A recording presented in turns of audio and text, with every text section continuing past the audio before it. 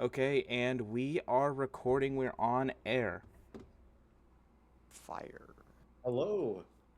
Uh, Welcome to the Beautiful Friendship Podcast, the Oscars special, where we talk everything the Oscars. We talk vroom vroom cars, we talk Frankenstein, we talk ping pong and dead children and all of the other above, more stuff as well. Yeah.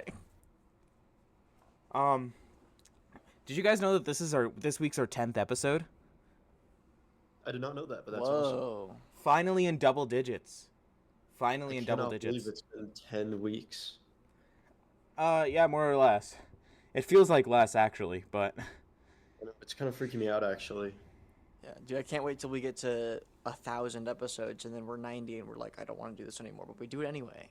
1,000 episodes, dude. There's Well, probably as you know, we're probably going to be dead by then because on our 43rd episode, a commenter yeah. is going to leak all of our addresses and we're all going to get slimed. Well, no. That was for you guys. I feel like I'm clean. I don't Probably know. not, but I don't know, man. Anyway, this is gonna be a beefy episode, so we don't have time to do some normal banter on the top. So let's jump right in. We're gonna start by doing our final predictions for the show on Sunday, which we're all excited for. Okay.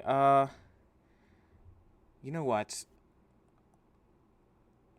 Okay, we can skip over animated short. We skip over okay, I'll do the short categories because I know you guys haven't seen any of the shorts, but I'll do them very quickly. Live action short. What I think is going to win. Two people exchanging saliva. It's also what I want to win. It's fun. It's quirky. It's weird. It's interesting. It's a really cool short. I highly recommend it. Pretty much all the other ones are fine. The Singers is a good short, but the rest of them are just not worth watching. Animated short. I think Butterfly is gonna win. I mean, it's pretty much the obvious choice. It's fantastic. Butterfly is incredible. And I don't really think any of the animated shorts are bad. But yeah, Butterfly is incredible. It's phenomenal. It's the best short. It should win, and it probably will win. It's my lock. Documentary short. I think All the Empty Rooms is going to win. It feels like the very obviously Oscar one. I don't know. I didn't mind it. I didn't think it was anything terrible, but it's obviously not the best of the bunch. The Devil is Busy is my favorite of the bunch, and I think it has a chance to win. Again, these shorts categories can kind of be like a wild card, so we truly don't know. We could have upsets. We could have like the fucking Perfectly Strangeless, the donkey documentary short win, which would be awesome too, because that one was pretty good. But yeah, All the Empty Rooms was one of my lower least favorite documentary shorts of this year, but I still liked it. But yeah. Okay. So now that we've gone through that, let's do original song. So the nominees are Sweet Dreams of Joy from Viva Verde, Dear Me from Diane Warren's Relentless, Train Dreams from Train Dreams, I Lied to You from Sinners, and Golden from K-Pop Demon Hunters. What do you guys think is going to win? If this one's easy. Golden.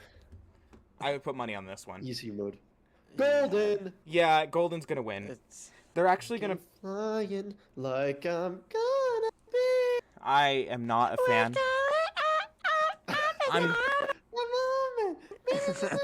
I think I don't know how well documented it is with our audience, but these guys know how much I am not a fan of K-Pop Demon Hunters.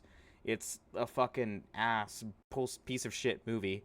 I don't know, it's not the worst thing in the world, but it's just like, why do people like this so much? It's the most fine, okay movie leaning on bad. It's like for children. But I don't know. I see exactly why people like this movie. I mean, I do too. I'm not a fan of K-pop. Because it's like it's TikTok brain rot slop. It's Yeah, like, it is. It's literally TikTok brain rot slop. But at least it's better than Wuthering Heights. It actually is. Yeah, but- it's so I'm it's gonna actually a have to do lot some better. I would changing. rather we watch Holy shit. K-Pop Demon Hunters in an instant than Wuthering Heights. I never want to see Wuthering Heights again, dude. Anyway, Golden, I don't know. The song's all right. Like, I see why people like it. It's not my kind of thing. Again, I'm not into K-pop. There is like a very, very, very small chance. Like, it's super, super small that Sinners could do an upset in this category and I Lie to You could win, which I would love. I Lie to You is a fantastic song. And the whole Sinners soundtrack is amazing. but it's like very unlikely. Like again, if I was gonna put money on any category this year, and mind you, this year is like very much a wild card year. It's one of the weirdest years of the Oscars that we've had in a very long time. But this category is pretty set in stone. Golden's pretty much gonna win. Okay, next category, score. So we have Sinners, One Battle After Another, Hamnet, Frankenstein, Begonia. Sinners is very easily gonna win, and it's also my favorite out of this bunch. Yeah. I mean, we said it before, but why is it Marty Supreme winning? I've thought about it for a while. It's my favorite score of the year. I don't know why it's not fucking nominated, but you know. That score's good. Whatever. What can you do? The Hamnet score sucks. I'll say that. Really, I like the. And the Frankenstein score has its moments, but also we've talked about this before. All right. Here, I'm gonna say Yeah, I it's actually think I liked Hamlet's score more than Frankenstein's. I mean, I could see why you think that.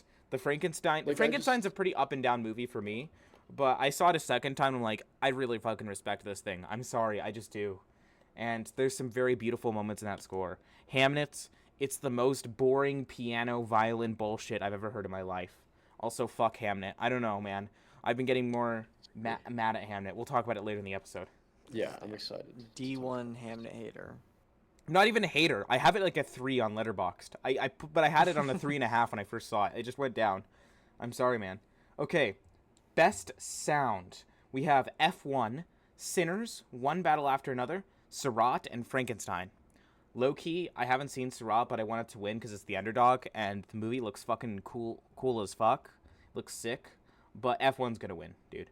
Like, I could see a world where Sinners wins, but this is another pretty much locked down category where I think F1's gonna win. And this is probably the only Oscar F1 will get for the night. And honestly, I think I've said this in earlier comments on the podcast, but I've kind of come around to F1 sound design. Like, I'm not gonna say it's anything incredible or phenomenal. And I think that like Sinners, One Battle After Another, Sinners specifically has better sound design than F1. But I've come around to it. I'm like, honestly, I'm not too mad that it's nominated. I think it's fine that it's nominated. But as a win, it's going to piss me off. But this is most likely, hopefully, the only Oscar F1 will take home on Sunday night. It's gonna win Best Picture. I would. Dude, if it wins best picture, I'm gonna kill myself. If F1 wins Best Picture, I'm gonna kill myself. I'm making this now. If F1 wins Best Picture, I will go live on the Beautiful Friendship YouTube channel on Monday at 5 p.m. Pacific time, and I will shoot myself in the. Okay, I'm not. It's a very dark joke. We're getting a little. Yeah. Anyway, visual effects. Avatar, Fire and Ash, F1, Sinners, The Lost Bus, Jurassic World Rebirth. Avatar, Fire and Ash. It's going to win. Yeah. I would put money on it. Also, it's the one I want to win. It easily has the best visual effects out of all these. And, you know, where's Superman and Mickey 17? Like, come on. Come on, guys. Be real. These need to be in this category. Lost Bus needs to get out of there. Same with Jurassic World Rebirth, which Loki has some terrible visual effects sometimes. But, you know. Dude, Rebirth is on Netflix now. I need to watch it. Dude, it sucks. It's so bad. Okay. I'm gonna say something here. I'm. This might be a hot take, but I think that. Actually, no, I don't know. I think that I kind of understand why Superman, like, there were some moments that were a little rough with the VFX. I honestly didn't find it that way. I mean, I think it adds to the effect of what they're doing, so it's like fine. But I genuinely it's kind of rough. I thought for Superman, like one of the parts I liked about it is because it felt like a lot of people really tried when watching it. The color grading was like excellent and much better than we've seen like your average like big blockbuster franchise film. Same with like the VFX and a lot of the other elements of it. It felt much more realized, and it felt like it had this much more like poppy aesthetic to it that I liked. Anyway. Yeah. Best makeup and hairstyling. Frankenstein, Sinners, The Smashing Machine, The Ugly Stepsister, and Kokuo. Frankenstein's gonna get it, and it's probably the one that I want to get it anyway. Mm-hmm. No, bro, what about The Smashing Machine? I mean, look, they put a fake nose on The Rock to make him look like Mark Kerr. But, what if, never mind, I'm not gonna make that joke. No. You gotta make it now. Okay. I was about to No, say. no. I was about I know to. where it's going, please. I was about to Eric, say, what if Mark Kerr named his son Nick? No. What would his son be named? Okay, this is childish humor. I'm done with this. We're moving on from this. That was idiotic of me, and I instantly regret that. I thought it was funny. I I have appreciate it. self-restraint I thought for it a was good. reason, and I folded under no pressure with that one. Dude, come on, say it. All right. Okay, I'm done. Yeah, I mean, again, this one has like another slim chance of Sinners being an upset here, but it's pretty set in stone, Frankenstein, and yeah, I think Frankenstein is gonna get it. These like smaller tech awards are Frankenstein's like love of the night. This is where Frankenstein's gonna get its flowers. Okay, costume design. We have Frankenstein. We have Sinners. We have Hamnet. We have Marty Supreme, and we have the Avatar: Fire and Ash. Again, the Marty easy winner Supreme. is gonna be Frankenstein. But yeah, my pick is Yeah. Marty. My pick is Marty. But I think what is gonna win is Frankenstein. And Honestly, Frankenstein. my pick would also be Frankenstein. Frankenstein is my Really? second choice. Yes. But I think Marty Dude, Supreme has better costumes. I just like the costumes in Marty Supreme a lot, dude. They look awesome. I do too, but they look great, but they are very like simple. Well, You know? I Yeah. think I'm like, I think they the found a way. thing that's so special about Marty Supreme, but the production design, the and the costume design in it, is that it is period piecey. And when you see a Hollywood period piece, a lot of it it really feels constructed. It feels put together, and it just it sucks and it takes you out a little bit. Like you feel like you're watching like a Hollywood period piece movie. I felt that when watching Wuthering Heights, even though the production design is beautiful. It just is when you watch any Hollywood period piece. What is so special about Marty Supreme and its like take on the 50s with its production design and costume design is it feels accurate to the period, but also feels real, and it feels gritty and it feels raw, which is like obviously with Safdie's sensibilities. And I think the costumes do a lot with informing character while also being period accurate and also being realistic. So that's why I just love the costume design of Marty Supreme so much. Yeah, it's fair. And obviously the costume design is great in Sinners too. But I think Frankenstein just has, I don't know. Yeah, I mean Frankenstein. Like just the Victor's Victor's his fit like throughout the entire movie, even when he gets more like disheveled and like What I will say, I think like, wet. It fucking looks No, great. I will say Frankenstein's costume design is also phenomenally fantastic. It really does bring you to another living, breathing world. And I said this in my Letterboxd review a few days ago, but like Del Toro is one of the only directors that can like successfully like take you into a new world when he's working with that scale and make you fully feel immersed in that world. And the costume design is a key part of that. And also the costumes say a lot about the characters in the film, and they look awesome. But I think the reason why Frankenstein is because they're more flashy than Marty Supreme. But I honestly kind of slightly prefer Marty Supreme. But Frankenstein is my second choice, and I love it a lot too, and I'm not mad that it's going to win at all. Yeah. Okay, production design. Frankenstein. Sinners, Hamnet, Marty Supreme, one battle after another. Easy for Frankenstein. I'm still kind of a fucking Marty Supreme guy just because my man, Jack Fisk, my favorite production designer ever, did all the stuff for that, and it's phenomenal, and I fucking love Jack Fisk. But like again, it's Frankenstein, dude. The production design's on another level. Yeah. The production design for Frankenstein is peak. It's so peak.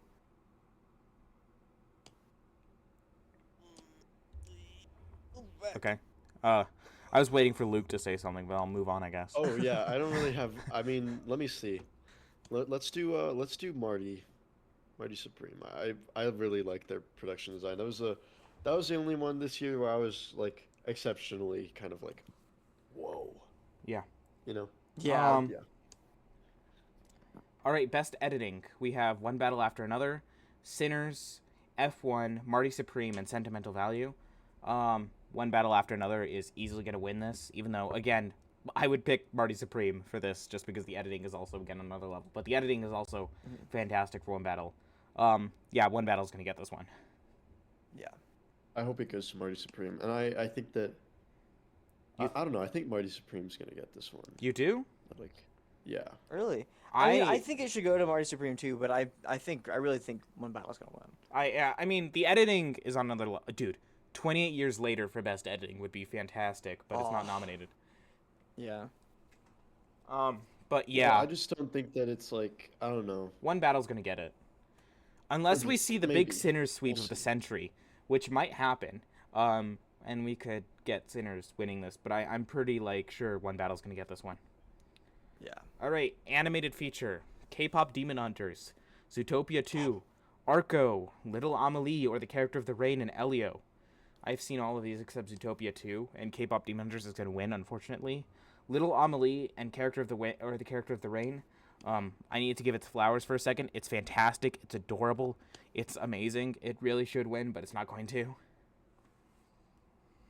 Yeah. It's like when Frozen won over The Wind Rises. Bro. Oh my god, dude! When you told me about that, I was so angry. Yeah. Truly, The Wind Rises should have belonged in like Best Picture. I'm gonna be honest. I do. Yeah, I think so. I think it's one of the best movies ever made. Yeah. Also, yeah, K-pop Demon Hunters has that in the bag, and I love that movie so much. It's great. You Did love. kill you? I did not. Okay, this is a bit because you don't like that movie. No, I 'Cause was you're a gonna say, he's reasonable right. No, person. this is totally a bit. I mean, honestly, Do you guys know people who I- like that movie? yes. Oh no. Yeah, it doesn't. I think doesn't Maudie No. like that? No, I don't think so. Oh, she doesn't. She was singing to it when we were there on Sunday. Well, yeah, but just because you sing like a song doesn't mean that it's like, yeah, I Okay, love well. this movie. Fair enough. Um, but yes, I do know someone. In fact, in my CEC digital film class, in the beginning of the year, I didn't really know anything about like K-pop Demon Hunters. I've heard the name because it was getting super popular, but like, it kind of popped off a little bit like later. Like it got released, and then it really popped off into Yeah, like I mean- something crazy. But I was hearing it. I was like, so my teacher was like, "All right, what's your favorite movie?" My movie is it's a pretty I don't know. My favorite movie is Steven Spielberg's I forgot the name, but it was the Japanese movie with Oh. Patrick Bateman. Oh my god, I forgot. The Empire of the Sun. Yes, he's like my favorite movie is The Empire of the Sun. I've not seen it, but I've wanted to. I was gonna say And like then he's like- fucking War Horse or something, dude. Imagine my favorite Spielberg movie is War Horse. That would be insane. And then he was like, what's your favorite movies?" And then we all say our favorite movies, and like 5 kids was like, K-pop Demon Hunters. I can't do that. Like I'm K-pop not gonna Demon say my Hunters. favorite movie is something from the year that I'm in. I have to give it some time, dude. I gotta let it breathe. You know. Yeah. I do know what you mean. All right, best documentary feature: Perfect Neighbor, Mr. Nobody Against Putin, Alabama Solution, Come See Me in the Good Light, Cutting Through Rocks. This one is hard. I think my pick is Perfect Neighbor, and I think Perfect Neighbor is also going to win. But Mr. Nobody Against Putin might win as well. It might be an upset, especially with a lot of international voters. The movie about how Putin is like a dictator and a horrible human being is you know, like I think really resonant with a lot of the international voters in the Academy. So it might win, but I'm still gonna go Perfect Neighbor. It's a safe pick, but it's like yeah. Yeah, I think it's gonna be Perfect Neighbor All right. or the Alabama, but I don't know. That's the second one. Yes. I don't know about Alabama Solution. I mean, it's good, but I just don't think it has a chance. Okay. Best international feature: Sentimental Value, The Secret Agent, It Was Just an Accident, Sarat, and the voice of Hind Rajab. Sentimental Value's gotten this back, and I mean, good. Sentimental Value was so good. I think Sentimental Value is gonna win. There could But- be an upset with The Secret Agent. I will say that, but I think Sentimental Value is gonna get it. I mean, dude, I haven't seen it, but I've heard good things. And then It Was Just an Accident. Also haven't seen it, but I've also heard good things.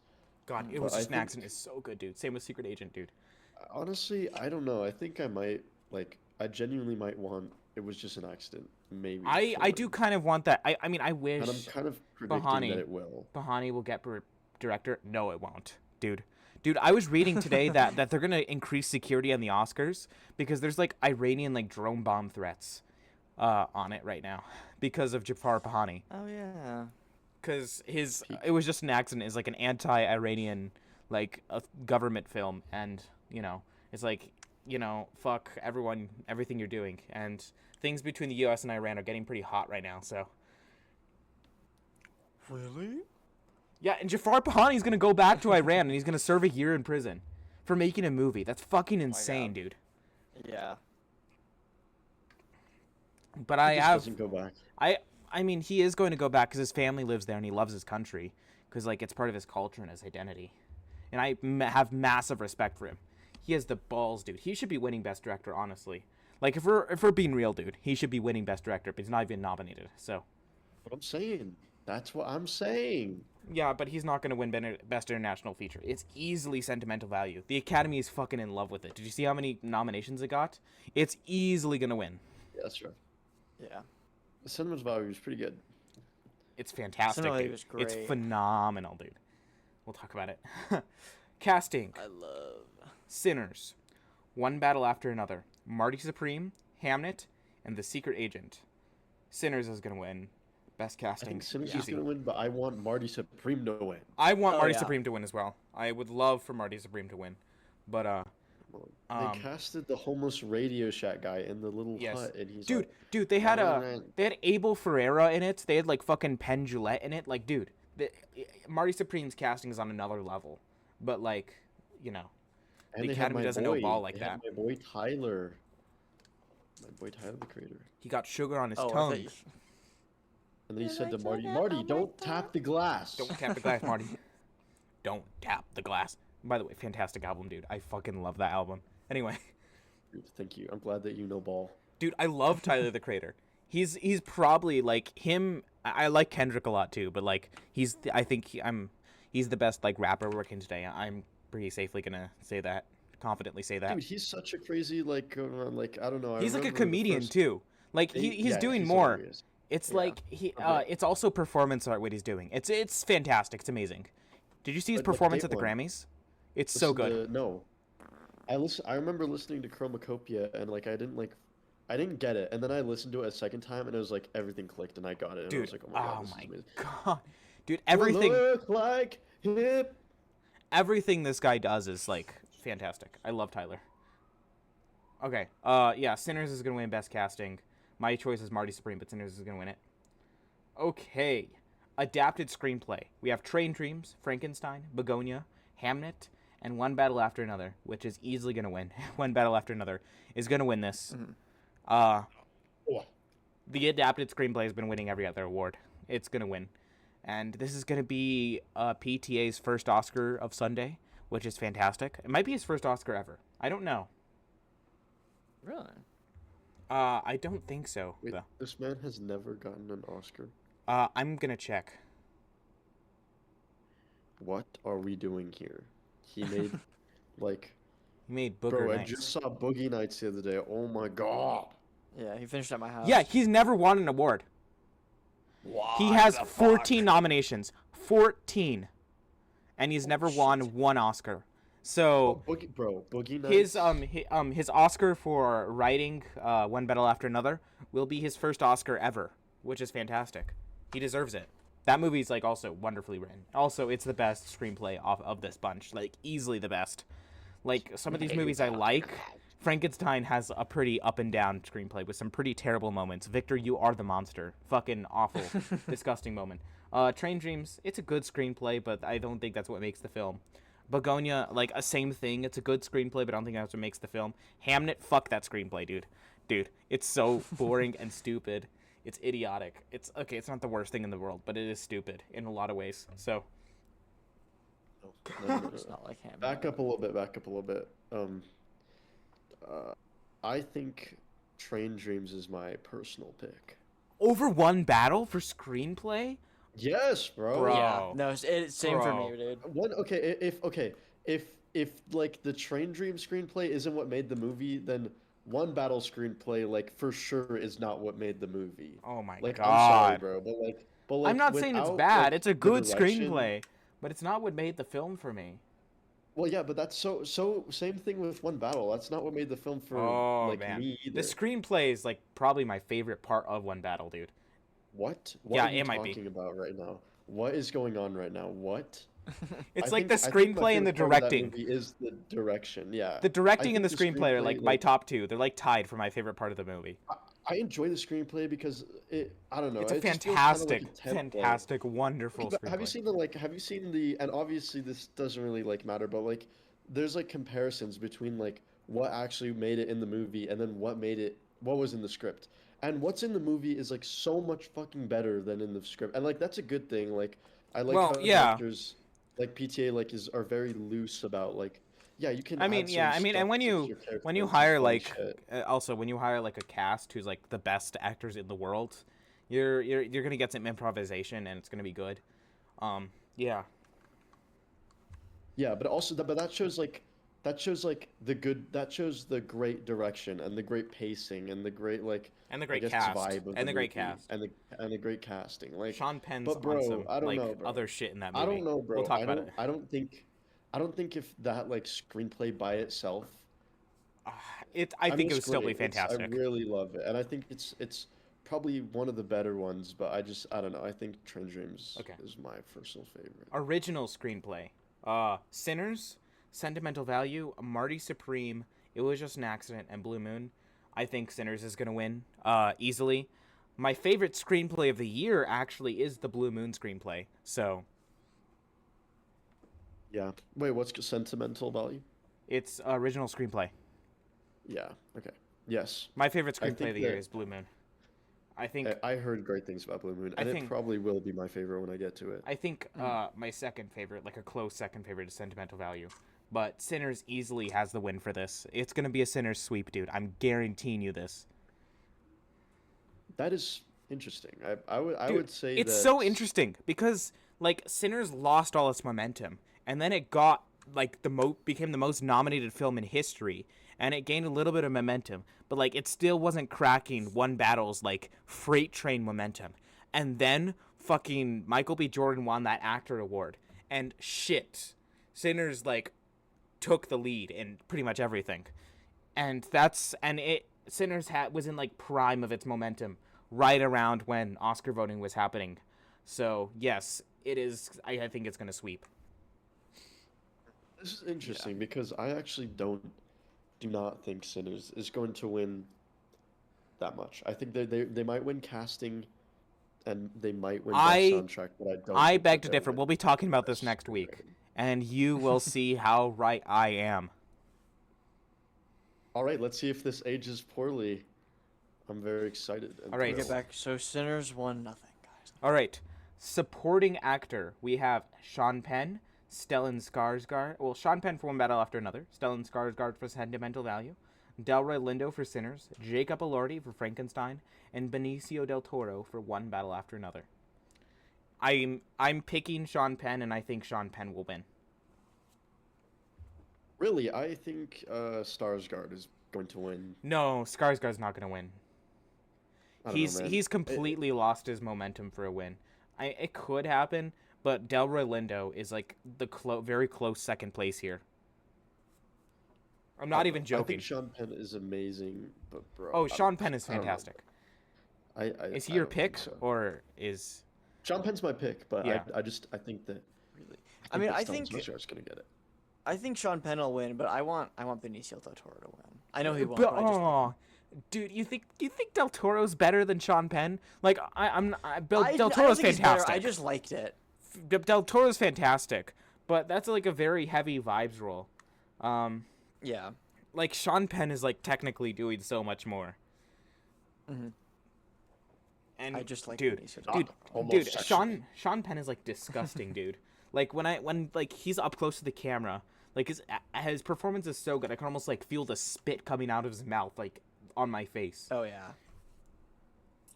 Dude, he's like such a little disgusting little freak. He's a little fucking white suprem. I love One Battle After Another just because it's just like lampooning white supremacists 100% of the time, and like white supremacists and fascists. It's just like 100% of the time. It's just like, yeah, these are the most idiotic people ever, and it's making them like Looney Tunes characters, and it's hilarious. Yeah, it's fun. They're gonna be like, I love white supremacists. It's Hail one Kris of my Kringle. favorite things, actually. Wait, can you say that again, Michael? What? No, I'm not. No, I'm not gonna say that again. It's gonna be a clip. Hail Kris Kringle. Okay. Best Supporting Actress. We have Elle Fanning for Sentimental Value, Inga Ip's daughter Alilius for Sentimental Value, Wumi Musaku for Sinners, Tiana Taylor for One Battle After Another, and Amy Madigan for Weapons, and it's only a nomination. Weapons. Right, I have so, no weapons. I think Amy Madigan's gonna get it for so many I reasons. was about to say. Number one, she's been getting momentum, and number two, she's like a favorite of the Academy. She's been nominated multiple times. She's a classic actor.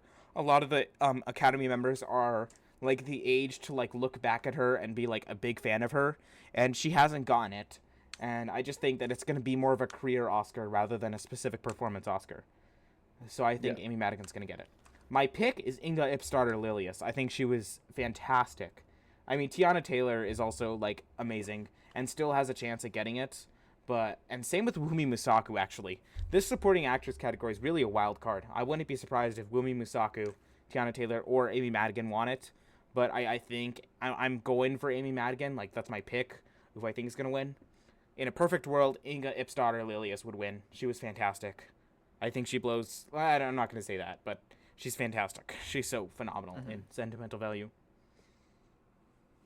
You know, I think I agree with Eric on this one. Yeah. But I think, I don't know.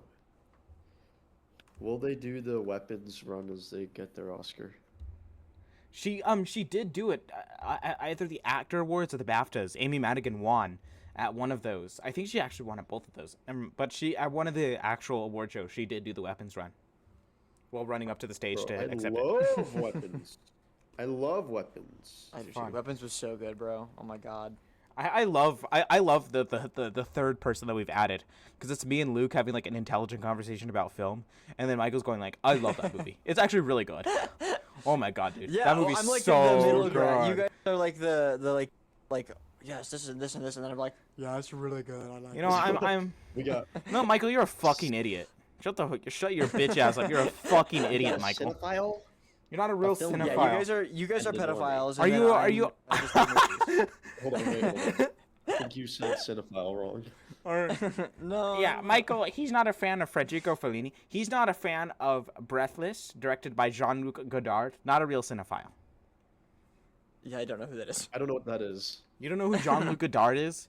Dude, bro. French New Wave is awesome. Okay, I'm gonna recommend French New Wave for See, one of you're my proving next my picks. point. Anyway, Cinephile back to the... Never mind. okay, Best All right. Actor, one of the weirdest categories this night, and also one of the ones that's like was almost guaranteed at the beginning of the Oscar season, and now has become like a decently weird category. All right, we have Timothée Chalamet for Marty Supreme, Michael B. Jordan for Sinners, Wagner Moura for The Secret Agent, Leonardo DiCaprio for One Battle After Another, Ethan Hawke for Blue Moon. I think Michael B. Jordan is going to win the Oscar. Really? Okay, just You know what? This is interesting. Just because listen to all of them this. I think are really good. listen to all of these are fantastic. And if the Oscars wasn't a thing and you had to blindfold me and tell me name the 5 best male lead performances of the year, these are the 5 I would name. Like easy. It's easy. These are all easily the best performances of the year. My personal pick is Wagner Moura. Ethan Hawke was mine for a while, but I think in my mind I've kind of come to terms that Wagner Moura is my guy this year. Ethan Hawke, honestly, actually, I think Ethan Hawke and Wagner Moura are like on the same level for me. Like I think I don't like one more than the other. I think they're on the same level for me. And Timmy is just like slightly lower than both of them. But what Wagner Moura and Ethan Hawke are doing are just so phenomenal. I'm in love with both of their performances. I hope Wagner Moura wins. I do. know I I do. haven't seen that movie, but I also Or Ethan Hawke. and I also haven't seen this movie, but my personal pick is Ethan Hawke. I don't think Ethan 'cause of Hawke's what won he's an doing. Oscar, and if Ethan Hawke wins, like Amy Madigan, it's gonna be like a whole career thing rather than a specific performance thing. Even though I think it's his best performance ever, like it's his best performance to date easily. Bro, I need to lock it. I'm gonna watch it. Don't worry. Okay. Lock him up. But okay, so here's my reasoning for why Michael B. Jordan's gonna win. Recently, he just won at the Actor Awards, which again has some of the same voters who vote for the winner of the Actor Awards also vote for the Oscars. And also number 2, Timmy was having his stupid like ballet controversy during Yeah. the Oscar voting. and that definitely affected chances. I think like That was Michael so B. Jordan funny. has this in the bag. I think he's gonna become an Oscar winner, Mr. Michael B. Jordan. Like I think Timmy lost his Oscar chance.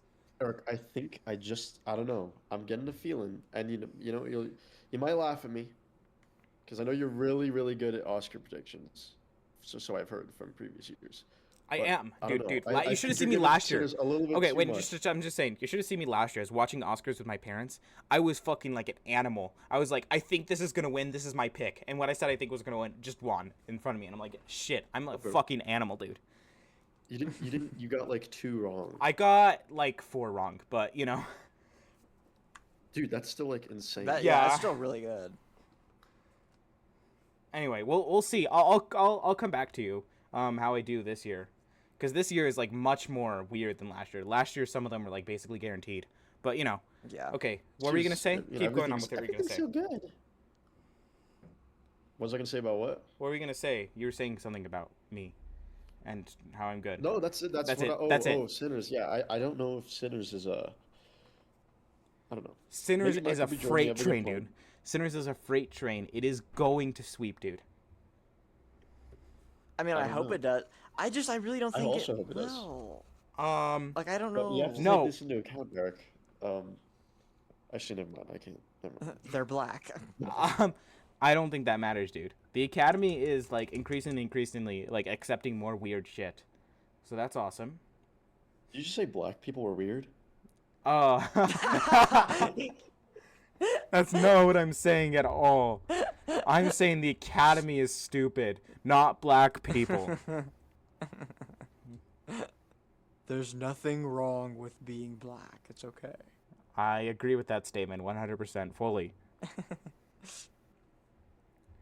All right, I'll yeah. just blame No, it I all think you, Eric, 'cause you're also probably correct. Luke. So yeah, pretty much the only person in this acting category who has no chance in hell at winning is Leo. Yeah. Yes. Oh yeah, did Oh you my hear God, that yes. Sean Penn might not even show up to the Oscars? Like he actually doesn't give a shit.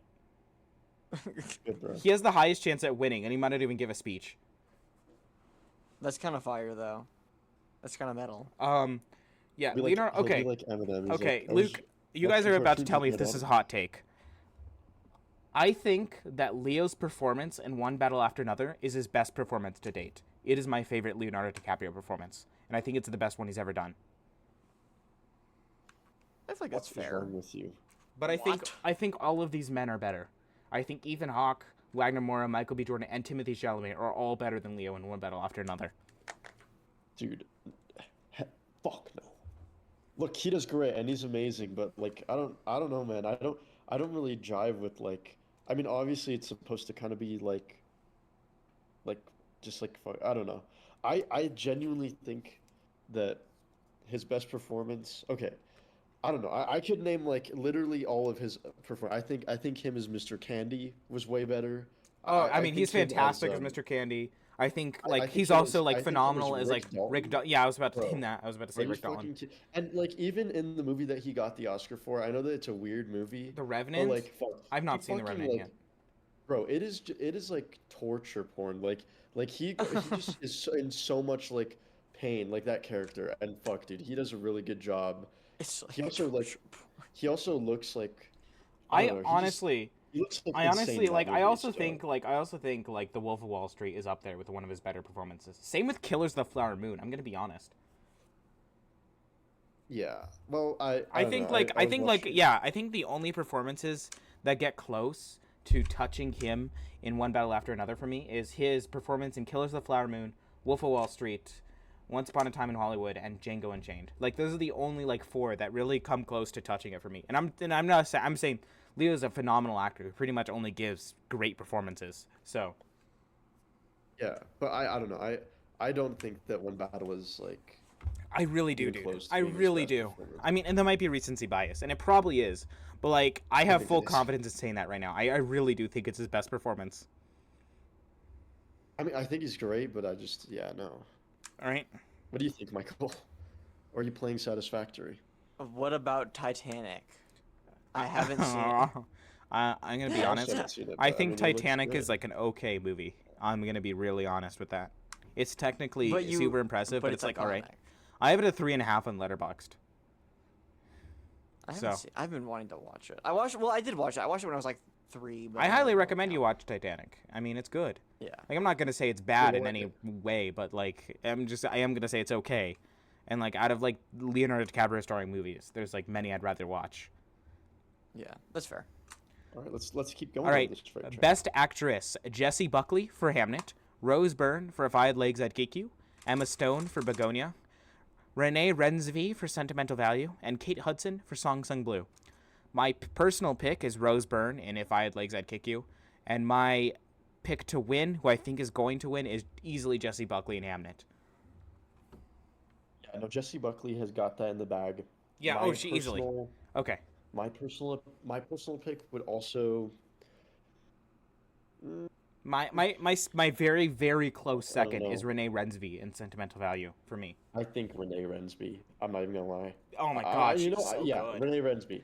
But I think that's I think Rose Byrne is one of the best performances of the year. Period. Might be my favorite like lead performance of the year. I'm gonna be honest.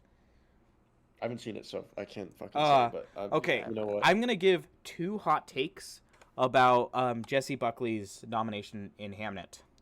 My first hot take is this is the only deserved nomination Hamnet has at the Oscars. Yeah.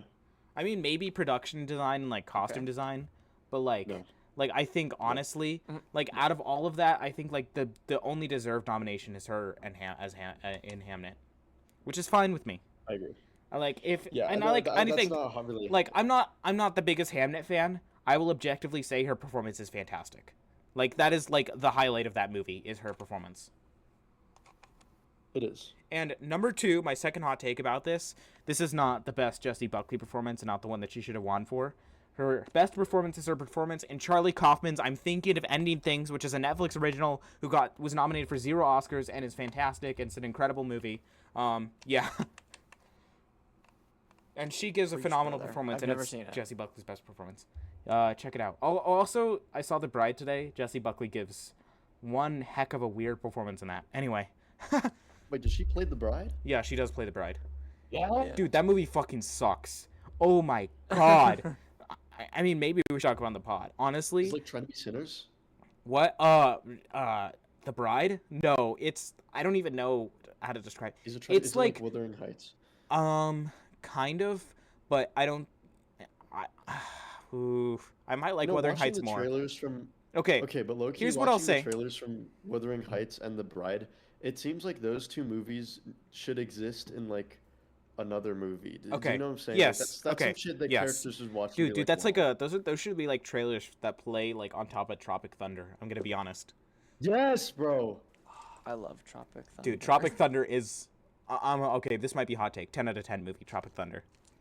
Yeah, that's fair. That's super Amazing. fair. So many quotable shits, you know. Dude, love it's so funny. It's so funny. Robert Downey Jr. Love Yeah. him. Something like And that will literally His never be done Oscar again. his Oscar nomination was totally deserved, and he should have won if not for that year also having one of the best supporting actor lineups ever. Like, I mean, Heath Ledger won that year for being the Joker. So, Yeah, which is fair. yeah. Actually, Okay. that performance kinda What I will fucking say sucked. about The Bride and what makes The Bride suck so hard, I respect a lot about it, and it's a big swing. It's like a big artistic swing. Like, it is definitely weird, and it's out there, and it's not bad in like a studio level where it's like this like safe franchise movie. It's weird and it takes a lot of risks, but it's such a big swing, and it results in such a huge miss. It's such a big miss, dude. It's so weird in a lot of the things that it's doing that it just feels cringe. I'm gonna be honest. The Bride is like such a cringe movie to watch because it's such a big swing and it's such a big miss. Like, I respect that the director I forget Maggie Gyllenhaal, the director Maggie Gyllenhaal made like a bunch of bold big risks, but ooh man, it is not fucking. But it's got my boy. It's got my boy Jake Gyllenhaal. He's Yeah. barely in it. Oh, my man. Like he's in it, but he's not in it a lot. No. Oh my gosh. Yeah. So yeah, I mean that's why it's so bad because it's such a big misfire. But it's a really bold swing, but it's a huge miss. Anyway, yeah. All right. Best director: Paul Thomas Anderson for One Battle After Another, Ryan Coogler for Sinners, Chloe Zhao for Hamnet, Josh Safdie for Marty Supreme, and Joachim Trier for Sentimental Value. The winner easily, I think, is going to be Paul Thomas Anderson. And out of this pick of directors, my pick would also be Paul Thomas Anderson. Yeah. Same here. I feel like I think, again, because I think there is a big Sinners chance, I think there is a chance Ryan Coogler could get it, but I don't think any other of these directors have a chance. See, I definitely don't think that Ryan Coogler is. I honestly, yeah, I think, I'm like very I think, sure I that he's think, not going I to think get that. PTA himself. I think One Battle will get more Oscars, but I think personally PTA will only get 2, director and adapted screenplay. But you know, I'm like, it's about time. It's about time. oh yeah, you oh know? my god, and honestly, like out of some of his other films, this is one of the more deserving ones. Like he directs the hell out of this, and this is such like a generational masterpiece.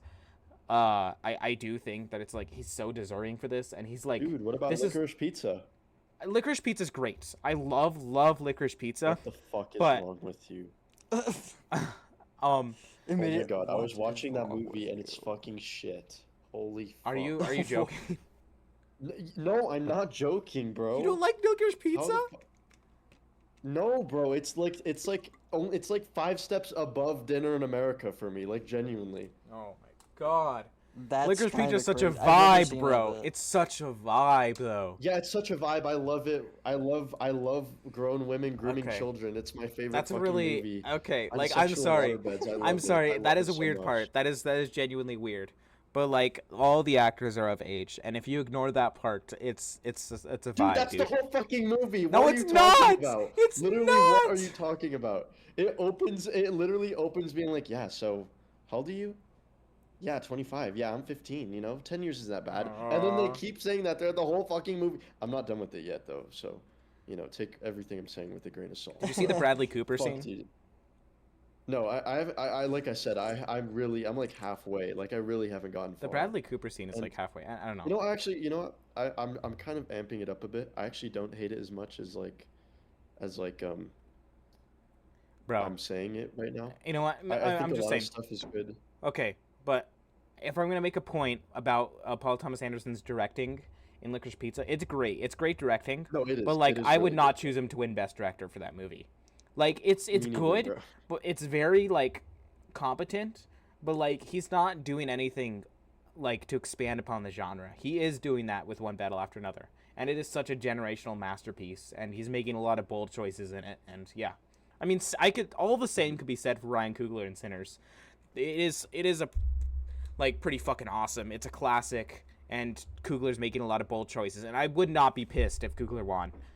Like, that would be I awesome. wouldn't either. But That'd be amazing. I think, and it would be fantastic for a first-time director. He directed the hell out of Sinners. It is one of the best directed movies of the year, easily. So like, I wouldn't Yes, be pissed. I agree. But I think it's my second favorite like directed movie that yeah, I've seen.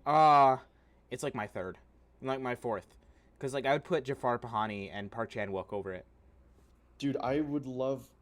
I probably would too. I probably just for what he's doing alone. Oh, I might put Josh Probably Safdie be over him as number one, well. bro. I don't know, actually. I think I might like him more than Josh That Safdie one's as a hard, director. dude. This one's a very hard one. But I'm just saying, like, I don't know. Jafar, brother.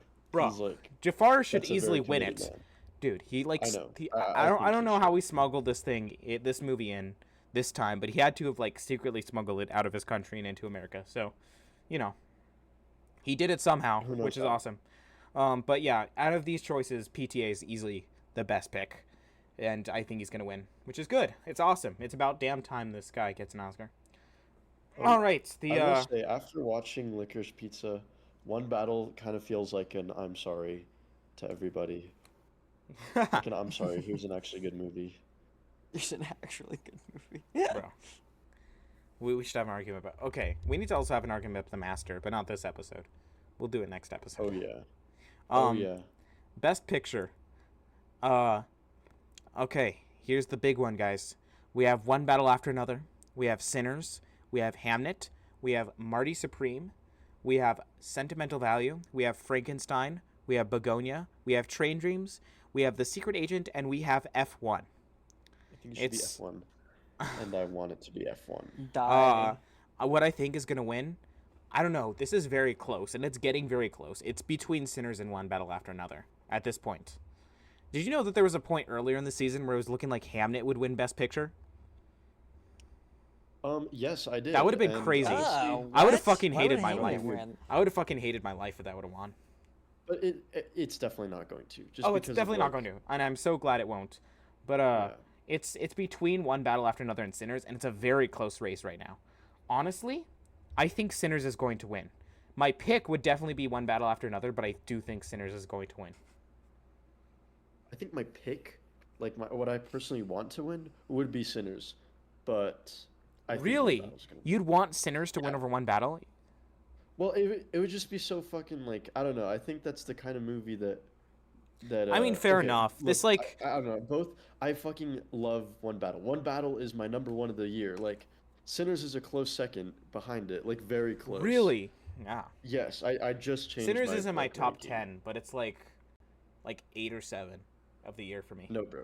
Sinners is my number 2. I have rewatched that movie so many times. It's so good. I've seen I love Sinners everything that's fucking twice. in it. Sinners is It's great. fucking I, insane. I, I, I'm want not even more. dissing Sinners right now. I fucking love it. I would give it like a 9.5 out of 10. But I want you know. more. I want more. I want more. I want more. I want more shit like that. And like I wouldn't be sad if like One Battle won either, because that one's a really like yeah, good I mean, adventure shit. But like fuck, dude, those are the only two I hope possible Sinners to win. wins. I'm just, Like, I would be you're so not happy gonna- if Sinners won. Bro, imagine if if Train Dreams won Best Picture. Like, that's the least likely one to win. That'd be interesting. I don't know how I'd feel about that. I would think it was actually, honestly, that would be hilarious if Train Dreams won Best Picture. That'd be so funny. I saw this one video the other day. It was like, Dude, Train Dreams would have won Best Picture if it came out in 1952. And it's I like, mean, holy he shit, might be bro. right, actually. I love Train Dreams. They'd be like, in 1952, they'd be like, shit, this movie looks really good. It's not, our film stock cannot film in that high quality right now. Whoa, there's some rigs in this movie. They're really cool. This is incredible. They're doing stuff. What we a don't have the technical technology marvel. to do. All right. Okay. But yeah, What about cinematography? Oh yeah, we took over that. I Dude, don't know hold why. on. I was just scrolling through the list. Cinematography better go to fucking Train Dreams. If it doesn't, I will riot. Cinematography is not going to go to Train Dreams. In any, I will riot. Cinematography is One Battle After Another, Sinners, Train Dreams, Frankenstein, Marty Supreme. One It Battle needs After to Another is be easily going to win, Train but Dreams. my pick is Sinners. I think Sinners. What the fuck? I like Sinners cinematography more than Train Dreams, and I will confidently say What that. the fuck is happening right I'm gonna now? call you a What word is I going can't say on on right now? air. What My is going on favorite right now? You- cinematography of the year is from Resurrection, the Be Gone Chinese film, which is great. But Oh Did my you God, watch Train Train Dreams? Dreams. I It was did watch really- Train It Dreams. was once the in most theater. beautiful. Did you watch it in the movie theater? I've seen I in don't my think entire so. li- I think didn't. more people need to fucking make movies with natural lighting. It's I so agree, good. I And agree, when I they're agree. It's- Actually it's outside. Fantastic. Oh my god, bro! I mean, it's think, like, we fantastic, need but like, that. come on, dude. Sinners just looks fantastic. It looks so good. No, it definitely does. It's amazing, and I love their use of like 70mm IMAX. That shit's so fucking cool, and it's amazing, and it's great. But like, Dude, I get bro, wet to that shit. Train Dreams? I would rather jerk off to 70mm IMAX film than I would to a naked woman. That's fair. Okay, yeah. I feel like that's But, that's not crazy, anyway, but bro, come on, right now. Train Are you- Dreams is beautiful. Train I'm Dreams not is going to admit it. happy. You're not going to get me to Yes. change my opinion. I am very confident on this stance, and I've already had this argument with myself in my mind, and I've already come off. I even would say I like One Battle cinematography more than like Train Dream cinematography. what? What are you on? on? What? I like more. Literally. I'm gonna even go one further, and I'm not even doing this to troll. This is my genuine opinions. I like Marty Supreme cinematography more than like Train Dream Are cinematography. you, oh my God! I'm gonna make me No, say no, no, something no, I no, can't no. say on air. That's actually fair. Marty Supreme is my number 2. If I were to rank it, I would go Train Dreams is my number 1, Marty Supreme is my number 2, Sinners, and then One Battle. Like, One Battle's great. It's fucking amazing. It's This so division, unique. dude. This It's division. so good. Okay. It's amazing. But yeah, like, then it's like I have Marty Supreme, Sinners, One Battle, and Resurrection all over Train Dreams. But then Train Dreams Actually, is you know under what? all I'm gonna those, do a and then hot Train take. Dreams is above everything else. I'm gonna do a hot take. I'm gonna do another hot take. I take back what I said. I'm going to switch Sinners with one battle. So it would be Train Dreams, Marty I Supreme. mean, fair enough. One battle Sinners. I mean, I get where you're coming from. I still Yeah. prefer Sinner cinematography over One Battle cinematography, but you know. I'm surprised because Wrong. low-key Sinners cinematography gives like Forrest Gump. No, it does Actually, not. that's not true. It That's just not true. fucking not, dude. Just actual rage bait. Wait till someone recommends Forrest Gump and I rip that movie apart. I don't think we're gonna recommend Forrest Gump. I'm so glad. I kind of We've want to we've all, now. we've all seen it. Hello, Jenny. I it's want me, to now, Forrest just- Gump. Hello. Okay. Anyway. Actually, no other choice should be nominated for every category and won every category. That would be No other peak. choice is shit, dude. No Other Choice is better than you. I'd rather watch No Other Both. Choice than hang out with you. Literally, both of you love No Other Choice. This movie fucking sucks. Okay. Now it's time for our own award show. Did you guys write down like categories and awards? I did. I have 3 Oh, I wrote a that I long did list. today. Okay. I've been kind of going at it for a couple days. It's not that long. But like it's decently long. So how about this? How about we just go through Michael, since you have 3, just start and go through all of them. Luke, how many categories do you have? Okay. I have like 7. Okay, so then what we'll do is Michael will go through all 3 of his, and then I'll go one category, and then Luke will go one category, and we'll just do that until one of us run out, and then we'll just finish it off. Okay. So disclaimer: I made this the hour before we started recording, and it All right. was not very serious. Get out your announcement voice. Be like, it's the annual Michael Awards All with right. Michael Kapanos II, Stephen Michael Kapanos II, with your host, Stephen Michael Kapanos. All right. Welcome to the annual Michael Show with your host, Stephen Michael Kapanos II. Today we're going over 3 fantastic awards given to 3 fantastic movies. Our first award, Most Misleading, goes to Begonia. It was very misleading and I loved it. The second movie, or the second category, is maybe Did you have the any most nominees, emotion- or did you just have winners? No, I just did the winners. I was Okay. like, well, this Okay. will go here. I have nominees. The second one made me the most emotional. Train Dreams. I was literally on the verge of tears for most of that movie. It was incredible. And the last one. I don't know if I should read this one. Oh, I have some Gotta do pretty it now, pretty Michael. wild Come on. categories for mine too. So just wait. Okay, I'll commit. Oh god. And the last category for the most black people goes to Sinners. Oh my god, mine don't get that wild. Okay. Which I is mean- not a bad thing. Sinners was phenomenal. Yeah. It just had the most black people. That's good. That's a good thing. Yeah. Okay. Luke, I'll let you start off since I think I probably have more categories than you. All right. Are you just gonna do all 7? Because I think we should switch categories. Wait. So it's Should we just do, like, hold on. so it's just you do a So category, it's then I'll do a 7? Hold on. Should we category. do? Wait, should So we do just- like we'll just maybe? slip. Should we do like 6 or 7 even? Just Shut like. the fuck Okay, up, shut the fuck up. Shut the fuck up. Yo, No one likes you, Michael. You're a fucking idiot. You add nothing to this podcast. You should quit right now. Fuck you. Fuck you. Says the motherfucker who's like, we. Okay. Anyway, so yeah, we'll just swap. Luke will do his category, and then I'll do a category, and then I also had no nominees, so. Okay. Oh, I have nominees. All right. Alrighty. Here we go. Drum roll, please. Brrr. Hello, everybody. It's Luke Anaya back at the annual Luke Anaya Award Show Movie 2025. Today, our first category is the worst fucking movie I have ever seen in my life. But It's gonna be licorice pizza. we're gonna do it. It's gonna be like a disclaimer. It's actually really funny. All right, and the movie for the worst movie that I've ever seen in my life, but it was also a great time because it was hilarious, goes to What are the War of the Worlds. I knew it. Oh, yeah. Directed I'm- by I'm- Rich I'm Lee. cracked. I'm cracked at guessing even other award shows. All right, everybody, my turn. Welcome everybody to the first annual Zork Awards. This is a reference to my twin brother's channel, Zork Nation. So yeah, I'm just respecting my twin brother. If you haven't seen Zork Nation, go check it out. Welcome to the first annual Zork Awards with your host, Eric Dominguez. Hello, everybody. Thank you for coming out. Anyway, our first category is original song written for a motion picture. Oh, also, I will say, the amount of nominees fluctuate.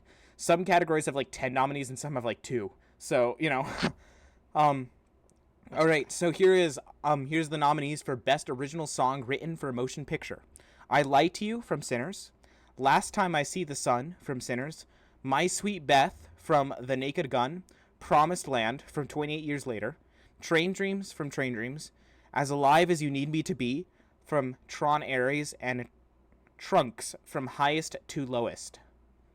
And the winner is I Lied to You from Sinners. Easy. It's so good. I should have done a drum roll for that. It was kind of anticlimactic. I'll make the other ones more climactic. All right, Luke, your turn. All right, everybody, back here at the Luke Anaya Award Show. We're gonna go to the movie this year with the most dirt in the category, the most dirt. We're gonna go with, ready, drum roll please. Oh, Eddington, Big. most dirt. Don't worry, Eddington gets its did glory in have my one award dirt. show. All right, back here to the Zork Awards. Welcome back, everybody. All right, best visual effects for a motion picture: Avatar, Fire and Ash, Sinners, Mickey 17, Superman, and Resurrection. And the winner is Avatar, Fire and Ash. Easy.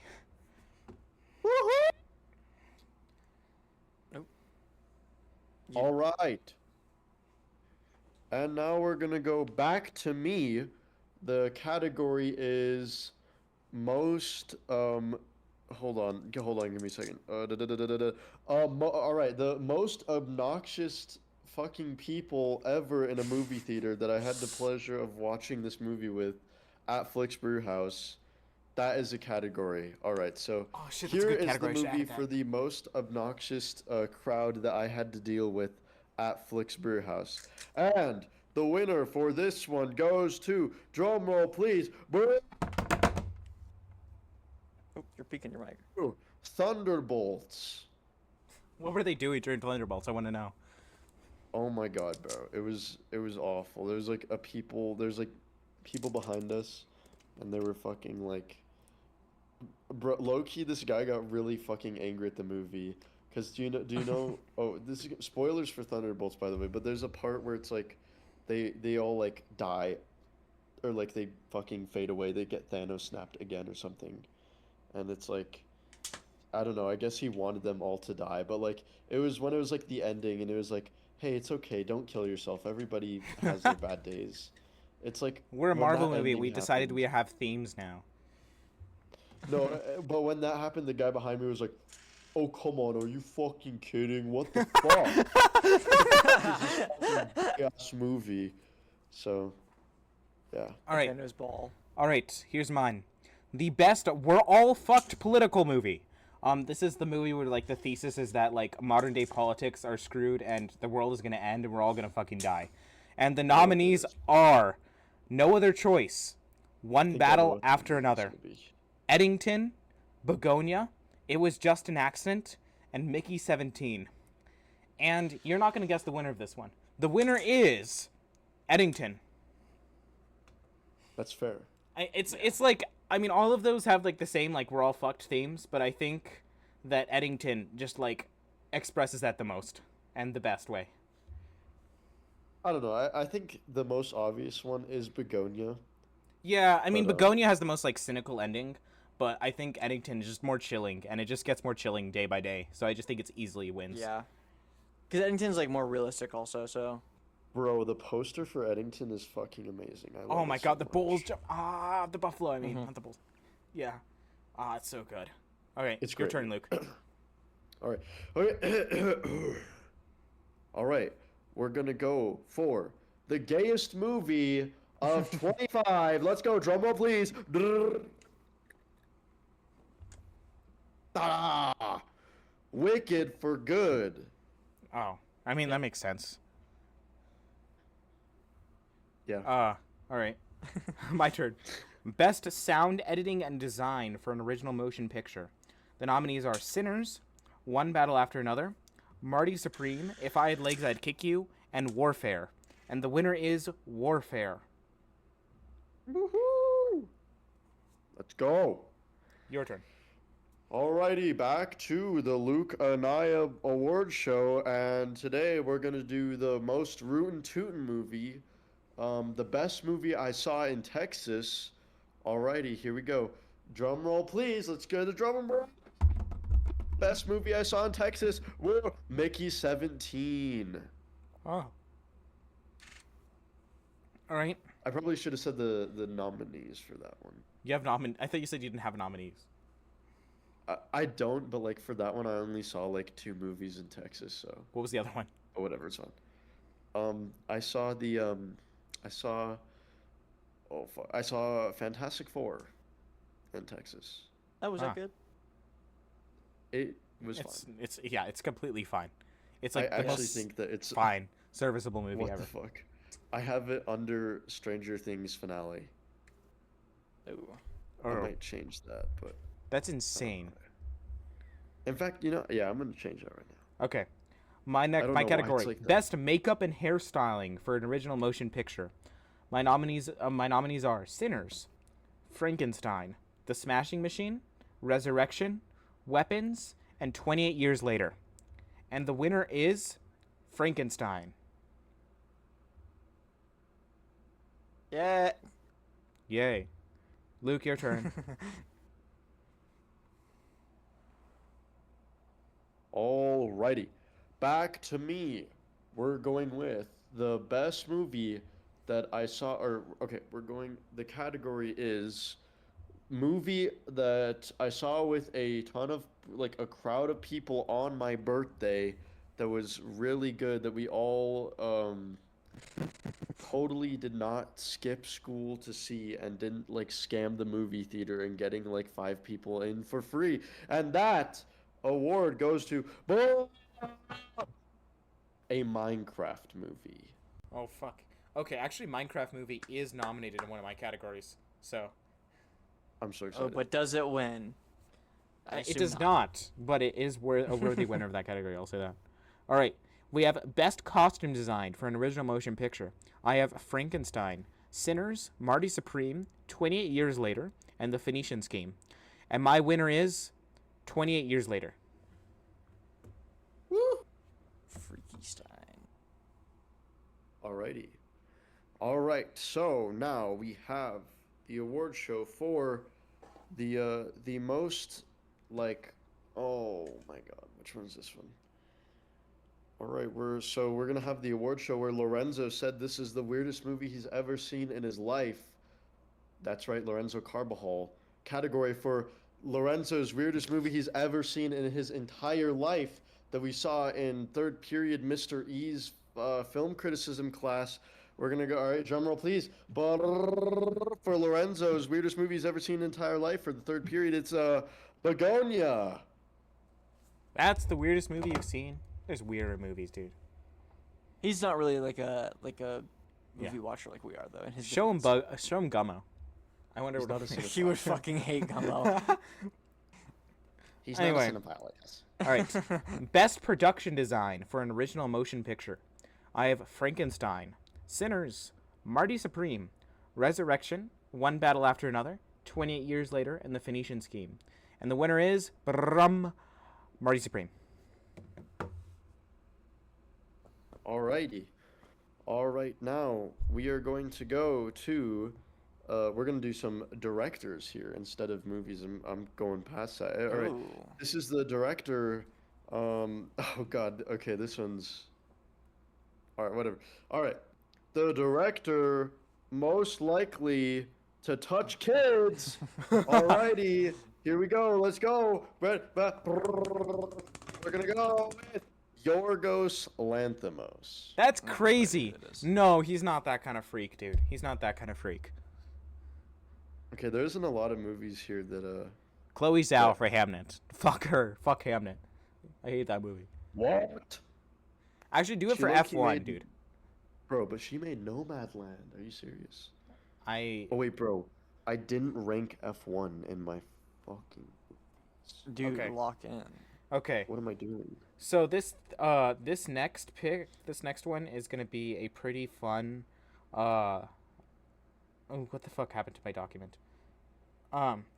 This next one is going to be a pretty fun category. This is the best penis in a motion picture of 2025, and the nominees are 28 Years Later, and the winner is 28 Years Later. What? No way. Dude, Samson's dick in 28 Years Later was fantastic, and it needs to be Yeah. awarded. Say that again. Samson's dick in 28 Years Later was fantastic, and it needs to be awarded. Yeah. I will say that Say all that day. Again. It's fantastic. Say that again. It's fantastic. Could you say it's Fantastic Four? Say that again. It's a beautiful friendship. Say that again. It's a beautiful. Stupid. All right, Luke, your turn. Alrighty. We're gonna do another like director here. All right, hold on. Sorry. All right, Eric, hold on. I lost my notes. Eric, can you do yours? Oh, yeah. next? Okay. Here is best stunt in an original motion picture. All right, so it's like stunts, real life stunts, which is actually getting added to the Oscars in like 2 years. Oh, All right. that's cool. I hope you guys know this moment, but this moment kind of became iconic. Leo falling off of that building and into that tree, one battle after another. Do you guys know what I'm talking about? Yeah. All right, and then we have Tom Cruise jumping from biplane to biplane in Mission Impossible: The Final Reckoning. I have not. And seen then that. again, we have Tom Cruise in that submarine in Mission Impossible: Final Reckoning. And the final one is Brad Pitt in a real vroom vroom car for F1. And the winner is Tom Cruise jumping from biplane to biplane in Mission Impossible: Final Reckoning. It was just too cool, Yeah. dude. It was fucking awesome. Alrighty. And now back to the Luke and I award show, where this is gonna be our last award, for this evening. And this one actually does have nominees, so hold on tight. It's very similar to what Eric just did, so I guess just hold on. Most shocking moment of a movie in 25. Oh, I'm going to be spoiling the following: One Battle After Another, Sinners, Marty Supreme, Begonia, okay. Eddington. I know which one from I'm Begonia you're spoiling gonna those ones, so. you're gonna spoil. Alrighty, so we have the moment in one Boinkle after another when fucking hold on. Oh, holy shit. What the fuck just oh, okay. So we have the moment in One Battle After Another where we think everything is like resolved. And then we see fucking Sean Penn's character. Colonel like, Stephen J. walking Lockjaw. out at the distance. Steve Lockjaw did not die. He's alive, and he's walking towards the camera. That's All our bloody. First, all fucking fucked up. That's our first shocking moment. And then in Sinners, our shocking moment is just the very end of the movie when he's a fucking when Sammy's an older gentleman. When he's played by Buddy Guy. And he's played by Buddy Guy, and then these like 90s oh my fucking god, I'm spacing their names, but the 90s vampires walk in, and it turns out that they're vampires and they didn't die because his brother didn't kill him. And they're like, all right. But this isn't shocking as like this moment is actually kind of sweet, and I think that's the more shocking part than just them being alive. So we're gonna go to the end of Sinners for that one. All right, Marty Supreme, when they fucking blew up a gas station, and then they just all kind of looked at them, no, I'm actually no, not fuck. Sorry, Not that moment. It's the moment when he finds the dog and they just like kill people and then people start dying in Marty Supreme, a movie The about shootout. table tennis. That was pretty unexpected shootout there. Obviously, in Begonia, we got the part where like, you know, everyone just dies and she is an alien. Oh, and And you're then, choosing that part? I thought you were gonna choose the part when Teddy. I mean, not Teddy. His brother. I mean, his cousin kills himself. that would be a good one. Yeah, I would have picked that one. All right, we're I gonna think do that's more Teddy shocking killing than the himself. ending, because at that point you're like, oh, this is where I this is agree. going. All right, we're gonna do Teddy killing himself, and then we have Eddington, the assassination of Ted Garcia Ah, shit. Yeah. in Eddington, and I would say the most shocking moment goes to drumroll please. Boom. Ted Garcia's death in Eddington. Fair. When I first saw that shit, Fair. Yeah, like, that's fair. oh my god, what the And fuck? that's I even was more like- scarier now. Yes, I was like gooning basically. Okay, that's crazy. All right. Okay. My next category is one of my favorites that I invented for my award show. Best villain in an original motion picture. And the nominees are Gladys from Weapons. We have Colonel Stephen J. Lockjaw from One Battle After Another. We have Irish Vampires from Sinners. We have a Generational Trauma from Sentimental Value. We have Capitalism from No Other Choice. We have Life from Marty Supreme. We have Lawrence Hart himself and Alcoholism from Blue Moon. And we have Social Media and Our Modern Political Landscape from Eddington. And our final, Lex Luthor from Superman. And the winner is... And the winner is Social Media and Our Modern Political Landscape from Eddington. It's the best villain in Yay. any film this year. I don't know. Lex Luthor was pretty good. Interesting. All right. I'm down All right. for that one. My next one is kind of similar to what Luke just did, but this is best scene in an original motion picture. We have Ocean Waves Highway from One Battle After Another. We have the I Lied to You musical sequence where he shatters the worlds between life and death in Sinners. We have the Sperm from Marty Supreme. We have the final shootout from Marty Supreme where the dog dies and everyone dies and, you know. We have final ping pong match in Marty Supreme, the one where he's like, we're going to do the real match now. We have the honey moment in Marty Supreme. That's the done with Marty Supreme. We have the final shootout scene in the town in Eddington where he's like he's shooting out against the Antifa members. We have the kids ripping Gladys apart in Weapons. And we have the first murder attempt in No Other Choice, where it's playing Red Dragonfly, and it's like, na na na na, and he has the gun taped to his hand. All right, those are the nominees for Best Scene in Original Motion Picture. And the winner is the I Lied to You musical moment from Sinners. It's just such good of a scene. It's probably one of the best scenes of the decade, if I'm going to be honest. Yeah. Should I move on to the next category? Yes. Okay. I just hear you guys breathing, dude. Am I being trolled right now? I don't know what's happening. I'm just listening. All right. So then we have Best Editing in an Original Motion Picture. We have Marty Supreme, Sentimental Value, No Other Choice, One Battle After Another, Sinners, Eddington, and It Was Just an Accident. And the winner is No Other Choice. Easy. Yeah, actually, Oh my god. I think that's No Other Choice's first win. All right. Best Cinematography in an Original Motion Picture. Sinners, No Other Choice, One Battle After Another, Resurrection, Marty Supreme, Train Dreams. And the winner is Resurrection. That's fair. I haven't seen it, but you know. All right. Oh, what the fuck happened to my document? Okay. Best non-English language original motion picture. The nominees are Resurrection, No Other Choice, It Was Just an Accident, The Secret Agent, Sentimental Value.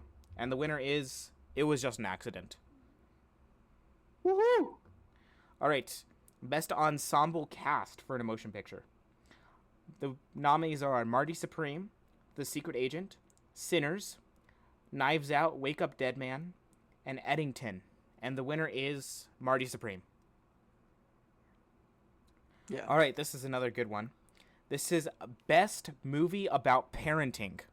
We have Sentimental Value. We have One Battle After Another. We have Marty Supreme. We have No Other Choice. We have If I Had Legs, I'd Kick You. We have Frankenstein. We have Die My Love. We have The Phoenician Scheme. And we have Weapons. And the winner is If I Had Legs, I'd Kick You. Woohoo! All right. I've heard This is another really good category. This is best film ending. The nominees are No Other Choice, Eddington, It Was Just an Accident, Marty Supreme, Sentimental Value, One Battle After Another, The Secret Agent, and Weapons. And the winner is a 3-way tie between Eddington, It Was Just an Accident, and Marty Supreme. I couldn't decide between either of them. They all have like pretty perfect endings. That's fair. That's fair. All right, we have best shot in an original motion picture. This one's also a pretty good one. We have the tree shot from Train Dreams. You know, the one where the camera's like hooked to the tree while the tree is getting cut down. We have the highway from One Battle After Another. We have the lighter from No Other Choice. We have Smoke and Stack, watching the sun go down in Sinners. We have the bullet hole in in Eddington, the bullet hole in the neck on in the gun range. We have the cracks in the house walls from Sentimental Value. We have Marty crying from Marty Supreme. We have the creature walking into the sunlight in Frankenstein.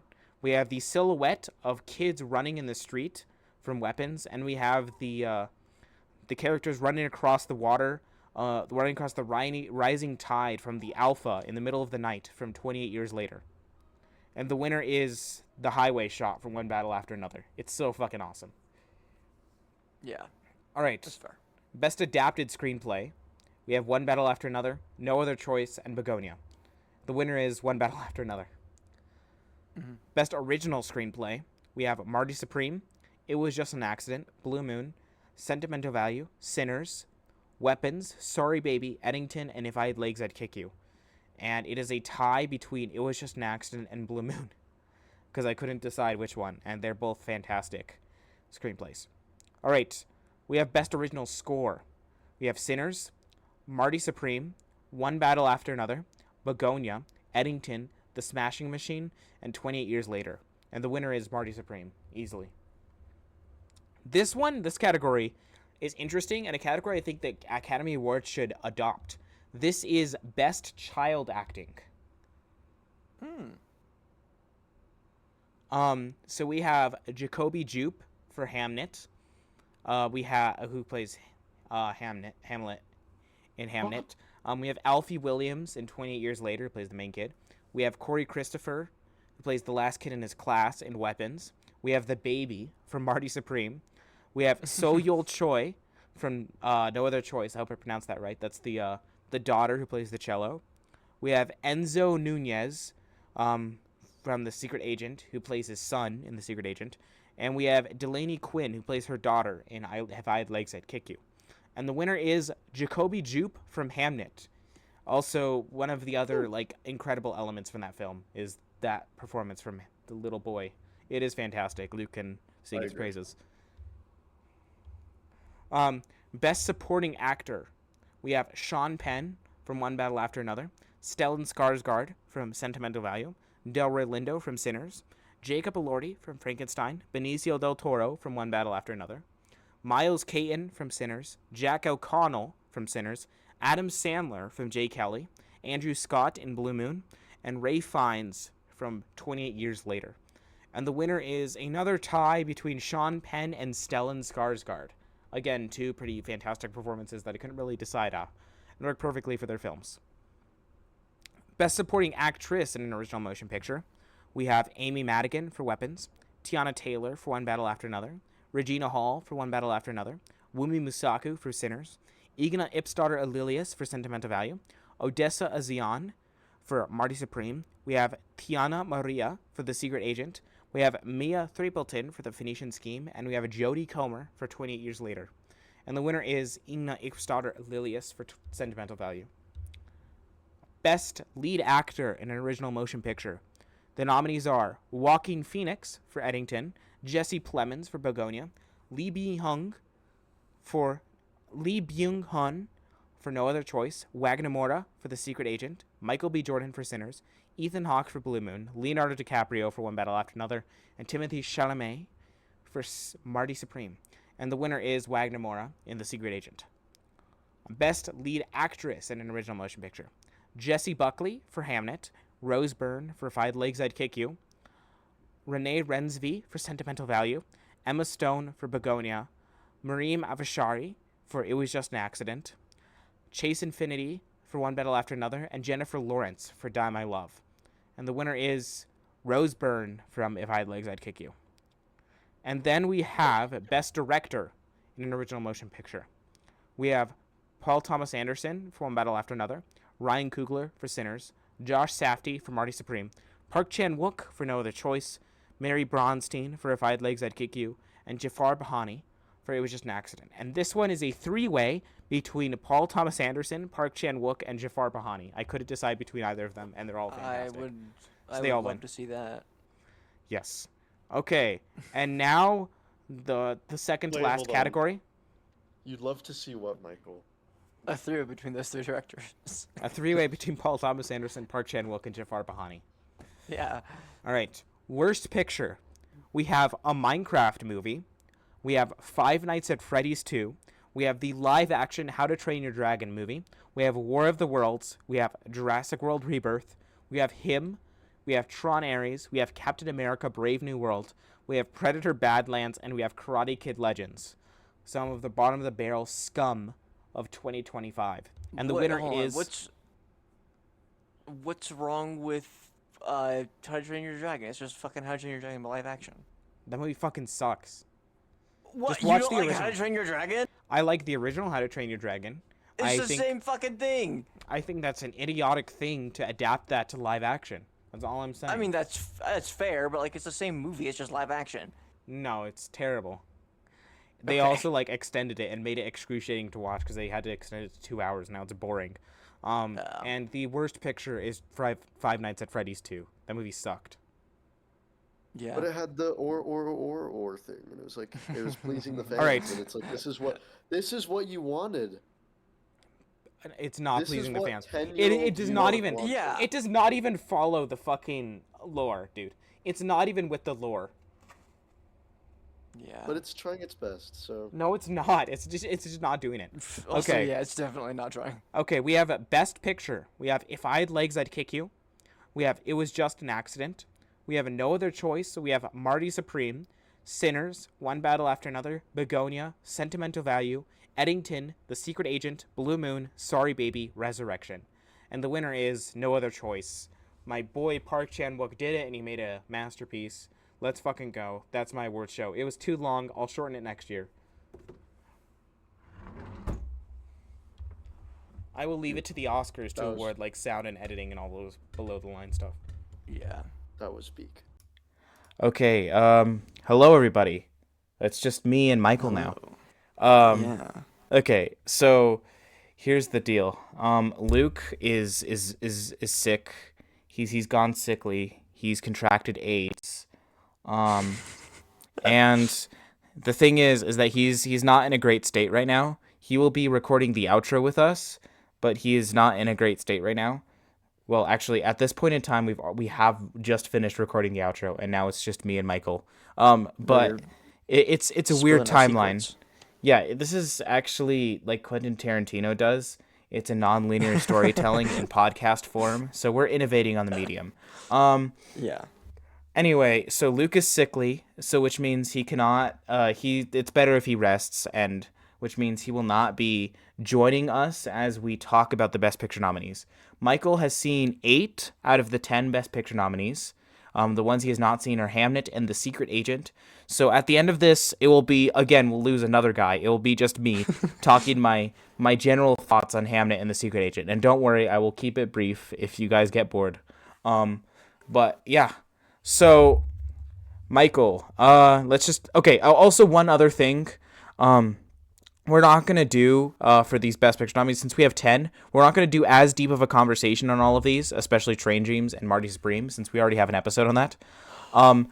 And also, we're not going to do the non-spoiler spoiler thing. All of these conversations will be spoiler. So if you have not seen any of these movies, I'd recommend watching them first before listening to this episode. Okay, Michael, which one do you want to start out with?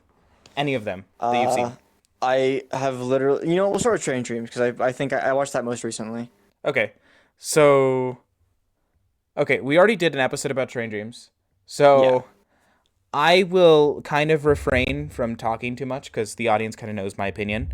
I'll say a little bit, but I'll kind of let you go on your own little tangent. So, what did you think of Train Dreams, Michael? Dude, Train Dreams was fucking peak. That movie was like literally the most beautiful movie I've seen in my entire life. Okay, Like the fucking cinematography was incredible. there's more beautiful movies this year, Yes. but Dude, you're gonna make me call you something I can't say. Sentimental gonna- Value is a more I'm gonna- beautiful movie than Train Dreams, and I will stand by that. No, die. Did we see the same movie? Yeah, and Train Dreams is a 'Cause- solid 8 out of 10, and Sentimental Value is a solid 10 out of 10. Okay, that's actually very fair, but visually, we're getting sidetracked. I mean, visually, okay. Train okay, Dreams. visually, Sentimental Value is also pretty, but there I will concede. Train Dreams is visually more beautiful. But if you're talking about thematically and story-wise, I just think Sentimental Value is much more rich and much more beautiful. But, That's fair. I low-key, I agree. I'm just going based off visuals. okay. But the best looking movie Train this year Dreams is was- Resurrection. I have no idea what that is. It's a Chinese movie. You would know if you're a real cinephile. Well, I'm not. So Okay, well, now I'm you like can talk I'm about like Train the Dreams middleman. without me Okay, yes. interrupting you. Train Dreams is the most emotional I have ever been watching a movie. Ever since from the moment his wife died and beyond, I was like on the verge of tears for most of the movie. Oh, boo-hoo, but I my didn't. wife died. Dude, bro, that shit was tragic. Literally, bro okay, was yeah, just trying no. to exist No, peacefully. it is actually tragic. You know what? The real boohoo. Actually, no, I'm not gonna spoil this. We'll get to this later. Okay, keep going. They fly an airplane at the end, and that was sick. That's like it. That's all my thoughts. Really? Okay. I Yeah. guess these conversations. That I can like come up with off the top of my head right now. That's all I got. These conversations might be more brief than we originally thought. Yeah. Okay. So, yeah. I mean, as I said, Train Dreams. I mean, as I said in the episode, you can go listen to our episode. It's our first episode, actually. 9 weeks ago, we talked about it. I think it's a beautiful movie. It's stellar. It's like this poetic movie. It's a poem in film form, and it works so fantastically well. It's just like a warm hug in a movie, and it's also really sad. It's devastating. It's despairful, but it's one of those movies that makes you have a love for life at the end watching it. And some of these movies, cough cough begonia, do not make you have that love for life. I'm usually a pretty cynical person, which sucks. But actually, I'm not gonna take that back. I'm not that cynical of a person, but like I can be pretty cynical at times. And this movie kind of just breaks down and destroys all of my cynicalisms. I don't know if that's the correct word for it, but just kind of destroys every single cynical Cynicism? part of me. Yeah, my cynicism. That's the word I was looking for. Yes, this movie, Train Dreams, defeats my cynicism. I after watching Train Dreams, I feel that there's love for the world, and there's hope for humanity. I love my life, and life is great. Yeah. Life is Train great. Dreams. And I mean, so is it's- Train Dreams. It's fantastic. I got to see it in a theater, and you didn't. Boo-hoo. La la la la la la. Yeah, I would have killed to see that in theaters. Oh my god. God. Netflix, put your shit in theaters, dude. Imagine seeing a 35mm print of Train Dreams. That'd be fantastic. Dude, I would jerk off to that. Holy shit. I mean, yeah, I would too. Yeah, Train Dreams, it's beautiful. Although, okay, you know what? I'm gonna give another hot take. Train Dreams did not deserve a Best Picture nom. What? I can name Are you 5 different movies off the top of my head that deserve a Best Picture nom that over Train Dreams that did not get a Best Picture nom. are you insane? I can name 5 movies. Name them right now. Eddington, Resurrection, Okay. Blue Moon, If I Had Legs I'd Kick You, Okay. Surratt. Okay. It was just an accident. Never mind. Scrape all of those. It was just an accident is the top thing that should have gotten a Best Picture nom instead of Train Dreams. I don't know how I forgot about that. Sorry. It was just an accident, fan base. I really messed up, and this is my formal apology. It was just an accident. Deserves a nomination over Train Dreams. It's so fucking good. Train Dreams is a great movie. It is not Best Picture worthy, in my opinion. It's great. It's not that great. I'm sorry. Maybe there was a reason it didn't get nominated, you know? It was just an accident. The movie that the director's Yeah. going to go to prison for making. Yeah. You know what they should do? They should put Chloe Zhao in prison for making Hamnet. Why do you hate Hamnet so much? I don't, actually. I don't. It's like a solid 6 out of 10, but it's so fine. And I just hate how so many people fucking love it when it's the most fine piece of movie I've ever seen. It's the most okay thing. I will rant about this later. And it translates to hatred. God, this movie. They should send the director to jail. I agree. They should. Are you done talking about Train Dreams? Because I don't really want to say more. It's, look, honestly, I'm not going to say it's a forgettable movie. It's not. It's objectively not a forgettable movie. So many shots and moments from it are burned into my mind. It's just, it's not a movie that's easy to talk about. It's a very vibes movie. And I kind of get at everything I have to say about it in that podcast episode. All right. You know what? Let's just do Marty Supreme next, since that's the other thing that I've already talked about. So you talk about your thoughts on Marty Supreme, and again, I will refrain from interjecting as much. Okay, Marty Supreme. It's been a while since I watched it. We watched it in theaters around the time it came out, and it was very good. The sperm scene was funny because didn't expect it, and then they kill people. Holy shit! A lot of more people die in this than you think would die in this, but it's more than you think. And then there's the fucking. I'm jumping all over the place. There's a jump scare with the guy in the house, and he has a shotgun, and he shoots the guy, and it's like, holy shit! I didn't think that was gonna happen, but then it happens, and then they're driving, and then then the fucking gas station explodes, and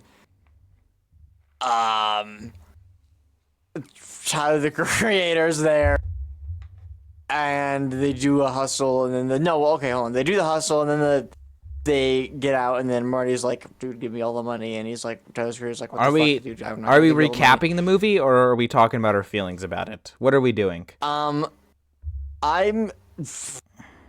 fuck, I don't know. Exactly. This is how I talk about movies. I just say everything that happens. You talk about movies like Ben Shapiro talks about movies. Have you seen his review for One Battle After Another? I'm not even joking. It's terrible. It was not good. He's like, What if I'm actually Ben Shapiro? that'd be great, dude. That would be awesome. Traction. That'd be awesome, actually. Should we get Ben Shapiro on the pod? Yeah, Ben Shapiro, if you're listening, please join us on the pod. Anyway, That's what we need. That's continue. what this podcast needs. Is Ben Shapiro. Oh my god. Every podcast needs Ben Marty Shapiro. Supreme. Marty Supreme was really good. Actually, I retract my statement. I think the world's good on Ben Shapiro. I think we're done with him. What do you mean? We need more. Anyway, yeah. Any more thoughts about Marty Supreme? Because you should give more. It was crazy, and a lot of unexpected things happened, and it was great. It was a phenomenal movie. The sets and the world like dressing, if that sounds really weird, but like the way they because it's a timepiece, it's like in the 50s, 60s ish. It looks fucking incredible. It looks like they're in the 50s. It looks My so man fucking Jack good. The Fisk. costumes are great. Jack The Fisk cars are is great. the production designer on this. He's Yes, been he nominated like killed it. 8 Holy times fuck. for production design, and he's not won once. He is What an the iconic fuck? production designer, and I think, sorry, all Frankenstein fans. Fuck you, Frankenstein fans. Marty Supreme has the better production design this year. Sorry. Yeah. Jack Fisk is my man. He needs an Oscar. Fucking shove that up his... Not don't shove it up his ass. That sounds painful.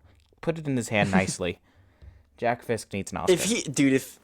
If he doesn't win anything, I'm gonna riot. Jack Fisk? Yeah, he's If he like doesn't- he's like yes. 80 years old too. He's gonna fucking die without an Oscar, and it's Dude, gonna make me sad. if he doesn't win, and then they're I'm gonna be going like, to riot. they're gonna give him a career Oscar, and he'll be like, no, that doesn't fucking count. Like they gave Tom Cruise a career Oscar, and I'm like, fuck you. He deserved one for like Magnolia.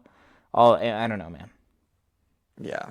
But anyway, Tom Cruise is not doing Oscar-worthy work right now. I mean, if they add the stunt design no. Oscar and he does another like cool stunt, yeah, 100% definitely give it to the man. But like, I don't know, man. His performance in Mission Impossible: Final Reckoning was not something that I would call interesting.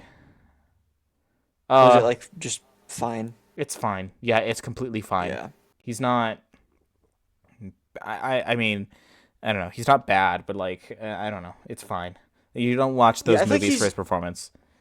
Yeah, I feel like he's reached that point of like fame where he doesn't really have to try. He just kind of is in shit, and it's good because Like, he's in it. oh my god, dude, there's so many performances that he did in the past. Like, I feel like he was a different guy in the 90s. I feel like Scientology actually like tied up the original Tom Cruise and created like a Tom Cruise clone that we are now watching on screen, because he's I like the whole Jim Carrey thing. okay, yeah. Um dude, that shit just annoys me, dude, because I'm like, come on, he doesn't look that weird. Anyway, I mean, look, he looks pretty weird. Tom Cruise has done like other Oscar-worthy performances. Magnolia, Color of Money. Yeah, there we go. Fucking even Few Good Men. Well, he was nominated for, which is fine. Few Good Men was great. I don't think he should have been won for Few Good Men, but he was nominated. You know, I haven't seen Born on the 4th of July, but it looks like he's doing a lot in that. Magnolia, it should have been an easy Best Supporting Actor win, but you know, that's just the objective truth. And if you're not here to accept it, then leave the video. Then this isn't the podcast for you. Anyway, say more about Marty Supreme, because we went on a side tangent about Tom Cruise. We did. Marty Supreme. Dude, it's been so long since I've seen it. Fuck. Come on, it's not that hard. You remembered a decent amount It of is plot. that. I do, but like I don't. How did it make you feel? Dude, how did it make me feel? Horny, sad.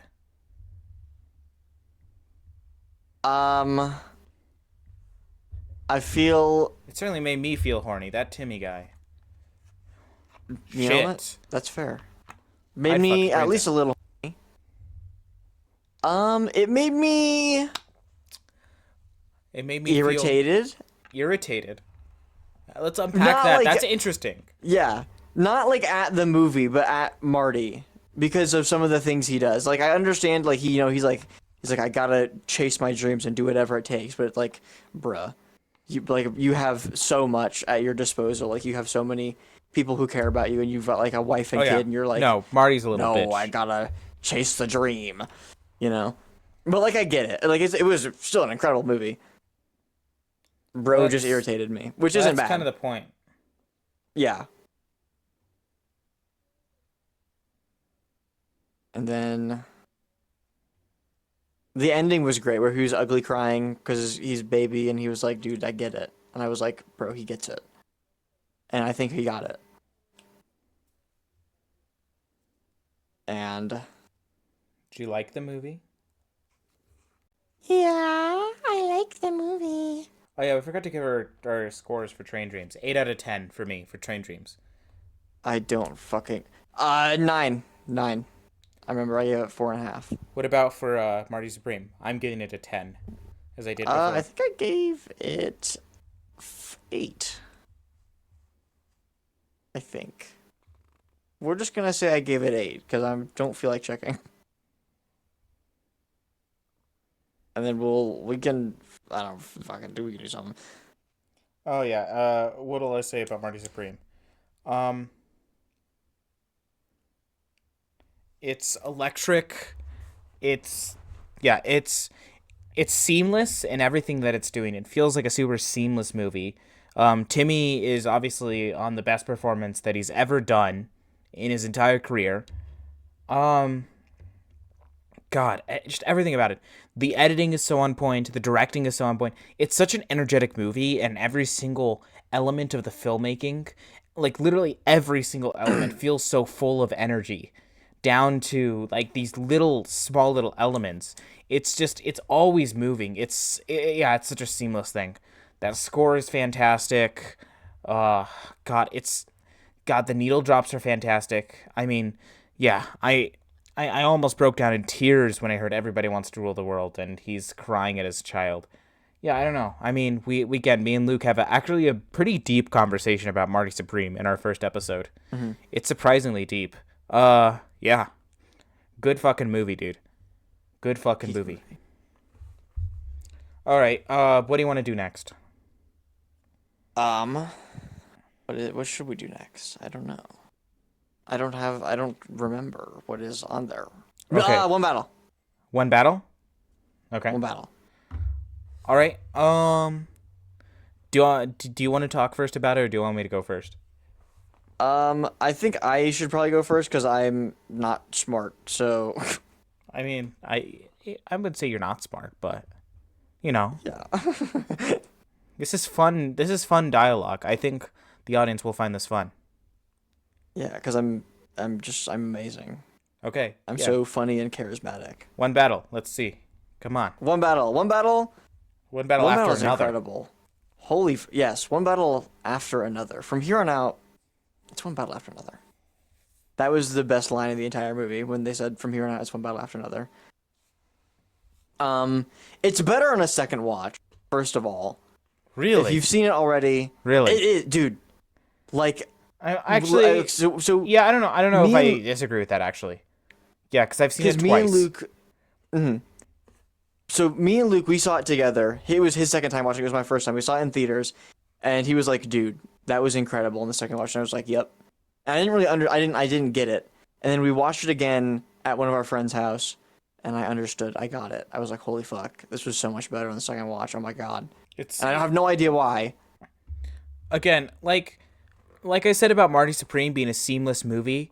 Like Marty Supreme moves super quick. It's like 2 hours and 30 minutes. It's really quick. This is a longer movie and it moves even quicker. It's even more seamless. Oh, yeah. The word seamless like super applies to this movie. I would say it's one of the most seamless movies ever made. It's that quick.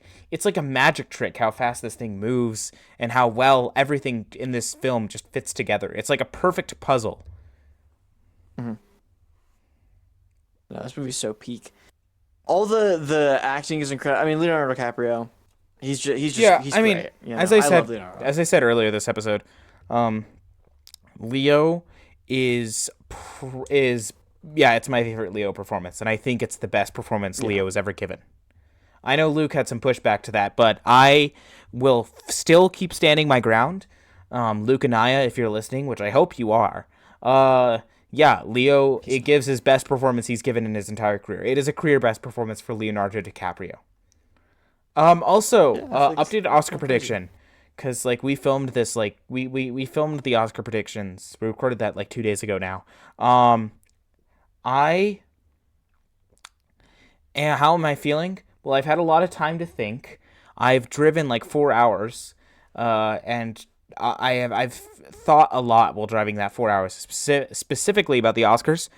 I think One Battle's gonna win Best Picture. I don't know, man. I don't know. My opinion's kind of switched. I wouldn't be surprised if Sinners won. If Sinners won, then I am right. Also right, because I actually changed my opinion the second before it won. and you didn't know. But if One Battle won, listen to this part of the podcast because I am right.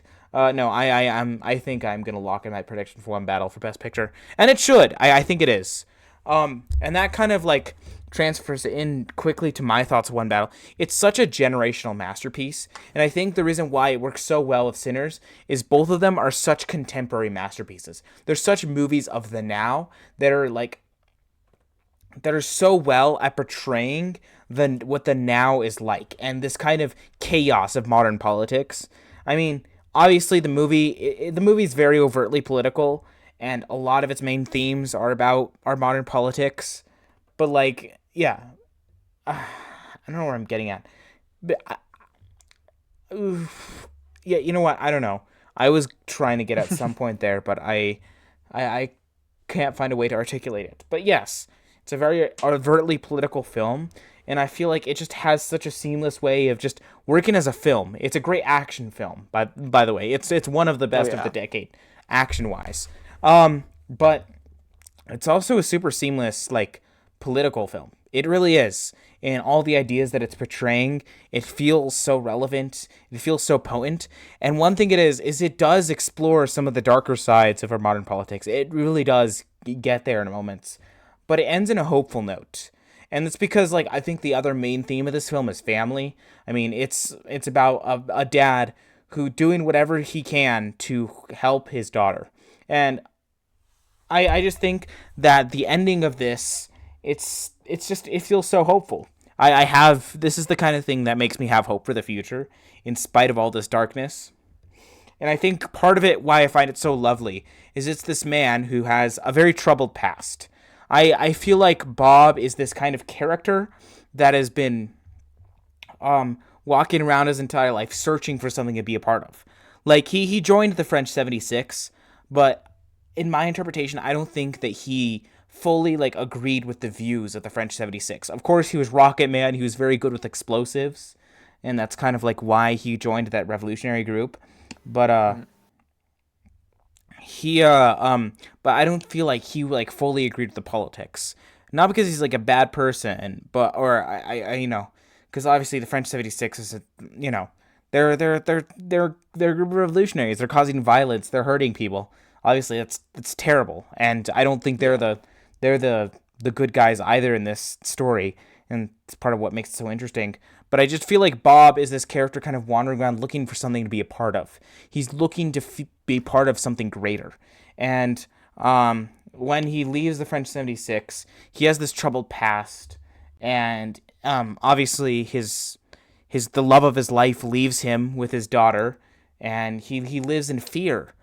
He wants to keep his daughter safe. He lives in fear of Lockjaw coming and hurting him and hurting his daughter and breaking apart his family. Because really all he has is his daughter. But he spends his years living in regrets and living in sadness and depression of his past. That he fries his brain with drugs and alcohol and all of this stuff. But when the time comes that his daughter does need his help, what I just find so inspiring about this film is that in spite of everything, this man will do anything he can to save his daughter. And whether or not, there's been some argument recently if he actually did anything at all to help his daughter. I do think he did. But whether or not he did, the fact that he went out there and he kept going despite everything that kept fucking happening to him. Because this guy went through so much fucking shit trying to help his daughter. Despite everything that he happened to him, he still decided, he still went through and he still persevered in the end and still brought his daughter home. Which it's beautiful. It's a beautiful film in that respect and in that regard. And I think, again, family is like the core value of it. And I think this family and this new generation is part of the core hopeful theme of this film. And like just makes this contemporary film so hopeful because like it is uncertain, and like obviously you can't make a political film that's certain about the world. It always has to have some kind of uncertainty to it for it to be accurate, like politically. But I feel like the idea that family and this new generation and love will beat any kind of evil is truth. Like, if you look in history, these are the kind of values that have helped humanity persevere through evil. Love and family and just respect for others, which, yeah. And I just think that that's a hopeful thing, and that's what gives me hope for this film. All right, and for the future. That's part of what it is. Also, fantastic score. It's one of the best scores of the year. Yeah. I mean, great. It's great performances all around. Sean Penn is probably going to win the Best Supporting Actor, and I'm excited. I'm glad. Fuck, man. He's on some bullshit. He's on some shit in this. He's fucking incredible in this. He's so weird. He's so disgusting. I can feel the grime of fucking Sean Penn when I'm watching this.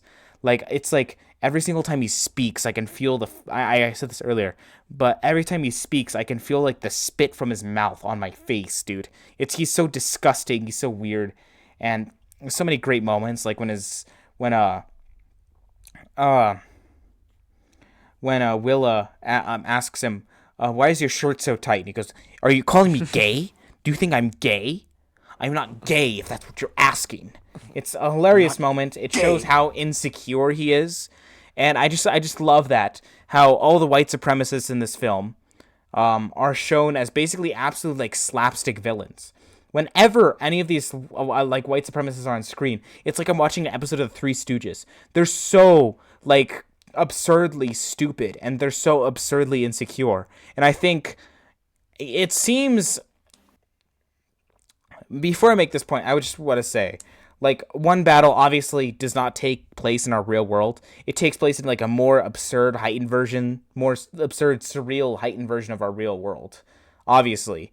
But I feel like the way that these villains are portrayed, like, our real world over and over again, the real villains of this nature are just this slapstick, this absurdly stupid, and are this absurdly insecure. And I just think it's so funny to watch PTA make fun of white supremacists for basically 3 hours, because these are people who need to be endlessly ridiculed. It's fantastic to watch. This is peak. This is actual peak cinema. It is. No, it is. I believe it's one of, if not the best movie of the decade. I believe that it's just this thing that's only going to age better as the years keep moving on. It's going to become this contemporary masterpiece.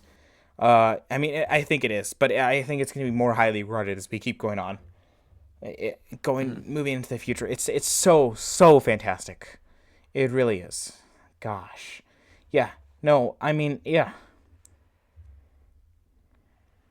Peak. If you haven't watched it, go watch it right now. Yeah. One battle after another. And it's on HBO Max. If you don't have HBO Max, go buy HBO Max and watch it. No. He's wrong. If you don't have HBO Max, go buy the 4K Blu-ray DVD of this, dude. Support physical media. Do that instead. Don't do what I said. Do that. Go. And if you can't afford that, then buy HBO Max and watch this, or buy this on, like, digital. We need people to show. I mean, Paul Thomas Anderson. We're gonna get a great movie, but I would still love it if there's just more support behind this, because it's fantastic. Yeah. I mean, obviously, this is one of the most popular movies of the year. I mean, yeah, obviously, it's people, like, the studio knows that people love it, but, like, come on, just still keep supporting this. All right. Do you have anything else to say about it? I do not. All right, 10 out of 10 for me. Yeah, I think I give this 10 out of 10. All right, next one. What do we want to do next? We have F1, Begonia, Frankenstein, Sentimental Value, Sinners.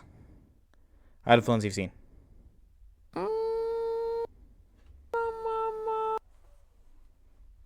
Dude, Sinners is gonna be bad. I do not remember anything about that fucking movie. Holy shit.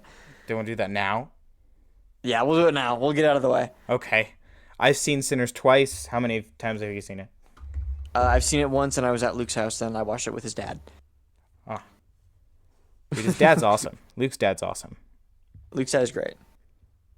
I've known that guy. I know that guy pretty much my entire life. Fucking awesome guy. Yeah. He's great. Anyway, yeah, Sinners, fantastic film. Um, Amazing film. Holy fuck. do you want me to start off? No, I need to do this. Okay, okay. Go, Okay. my man. Come on, This go is off. gonna be bad. Sinners. It was really good, and there. I'm not gonna make that joke again. We did that earlier. It was the music is phenomenal. The vampires, I didn't know they were gonna be vampires, but the vampires were fucking great. I loved the vampires. Shit, you didn't They know there were was gonna be amazing. vampires? No, Oh, you're so fucking lucky, dude. Dude, I Yeah, wish dude, I I could watch went it in in- that context. dude. Luke was like, "Yeah, dude, this movie's really good." I was like, "Okay," and so we watched it, and there were vampires. I was like, "Is he a fucking vampire?" Luke was like, "Yeah, it's a vampire." I was like, "What the fuck?" So it was a vampire movie. I didn't know it was gonna be a fucking vampire movie, but it was cool. It was super cool, and the whole end sequence, and the oh my god, Michael B. Jordan was so good. Oh my god, Michael B. Jordan killed. I also understand why everyone wants to have sex with him. He's very hot. That's just a side thing. I agree. Yeah, and his performance. I mean, he's playing two characters. He's one guy. He's playing two Oh characters. my That's god. incredible. Oh, Like, okay. holy fuck. Okay, I'm gonna go on a side tangent about this. Look, Michael B. Jordan is phenomenal. It is one of his best performances. It is one of the best performances of the year. Top 5 performances of the year, easy, right? Obviously. But the fucking argument, which this kind of pisses me off. The argument is that he's easily so good because he's playing two characters, which I can get kind of the idea behind, but like, come on, dude. Fucking what's his name? Dana Carvey played like multiple characters in Master Disguise, and that movie's fucking awful. But what I am saying is that just the fact that he plays two characters does not relate to being a good performance.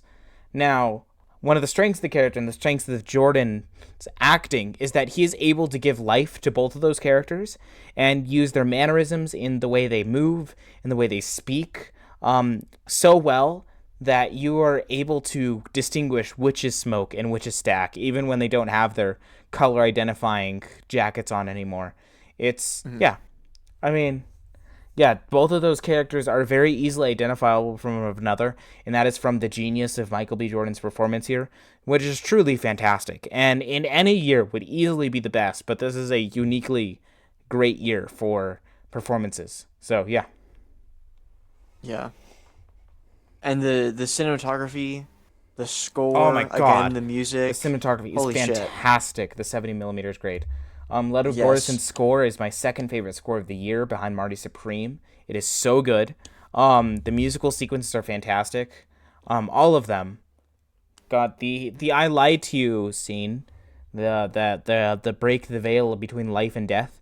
Maybe maybe one of the greatest scenes maybe in cinematic history. I'm going to be honest. Oh, It's so well yeah. shot. It's so well designed. I mean, yeah, the sound design in this movie is fantastic. Yeah, it's just yeah. What else do you have to say about this? The very, very end, when I don't remember the kid's name who plays the guitar. Miles Caton? Yeah, Miles Caton. At the very, very end, where he's at the bar, and then the Michael B. Jordan twin that got bit by a vampire and is a Talks to vampire. Buddy they walk Guy, in. who's fantastic. Yes. Oh, fuck, I love Buddy Guy, dude. And when I saw him for the first time, that was like I know people go off in like Marvel movies, like, oh my god, like fucking Dr. Jerkoff just like fucking whipped his dick out and his dick spoke, and it's fucking Mel Gibson voices his dick. That's a real cameo. I was like fucking freaking out when I saw Buddy Guy because he's so fucking cool and he's fucking awesome in this movie. And Buddy Guy is one of the coolest musicians ever. He's a living legend. Yeah. And Kingfish, who's in this. Kingfish is part of Buddy Guy's band in this film, and I have been lucky enough to see Kingfish live. He is amazing. Ooh. This guy is a fucking wizard. Like, he plays the guitar, and he's like iconic right now for being like one of the best like guitar players, just like technically. Like the way and I've seen him how well he plays the guitar and his like fingering is just on another level. And my dad, who's a professional guitar player, has been playing guitar for like 20 plus years. So yeah, he does it professionally. Just keeps going on and telling me about how like insanely genius Kingfish is at playing the guitar. It's rare that you see a talent that someone who is that insanely genius at playing the guitar. Kingfish is fantastic in this. I mean, he's barely in it because like he's shown in the end, but he is a fantastic musician. And if you have the chance to see him live, it really is worth it. It's like you're watching a god. He's so genius at playing the guitar live. It's fantastic. That's peak. What else do you have to say? I don't keep you I alluding. think that's. Yeah, I think it's everything. All right. I have a few things to say. Everyone is great in this movie. Wumi Musaku is fantastic in this as well. Jack O'Connell as the Irish vampire, is also fantastic. Also, coming to be one of the best like actors in modern day Hollywood right now. He is also fantastic as Jimmy in fucking the 28 Years Later films. He's great as the Irish vampire. He's so good at playing a villain, dude. He's so good.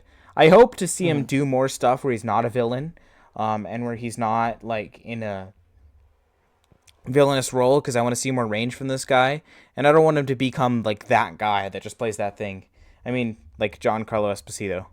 Haley Steinfeld is also I mean, everyone. I mean, fucking Delroy Lindo, dude. Like a classic legend of Hollywood is also fantastic in this. Everyone, the entire cast. But I just love what this movie says about like assimilation of cultures and how America is able to take things from cultures, because blues is the first form of original American music that is invented here in America.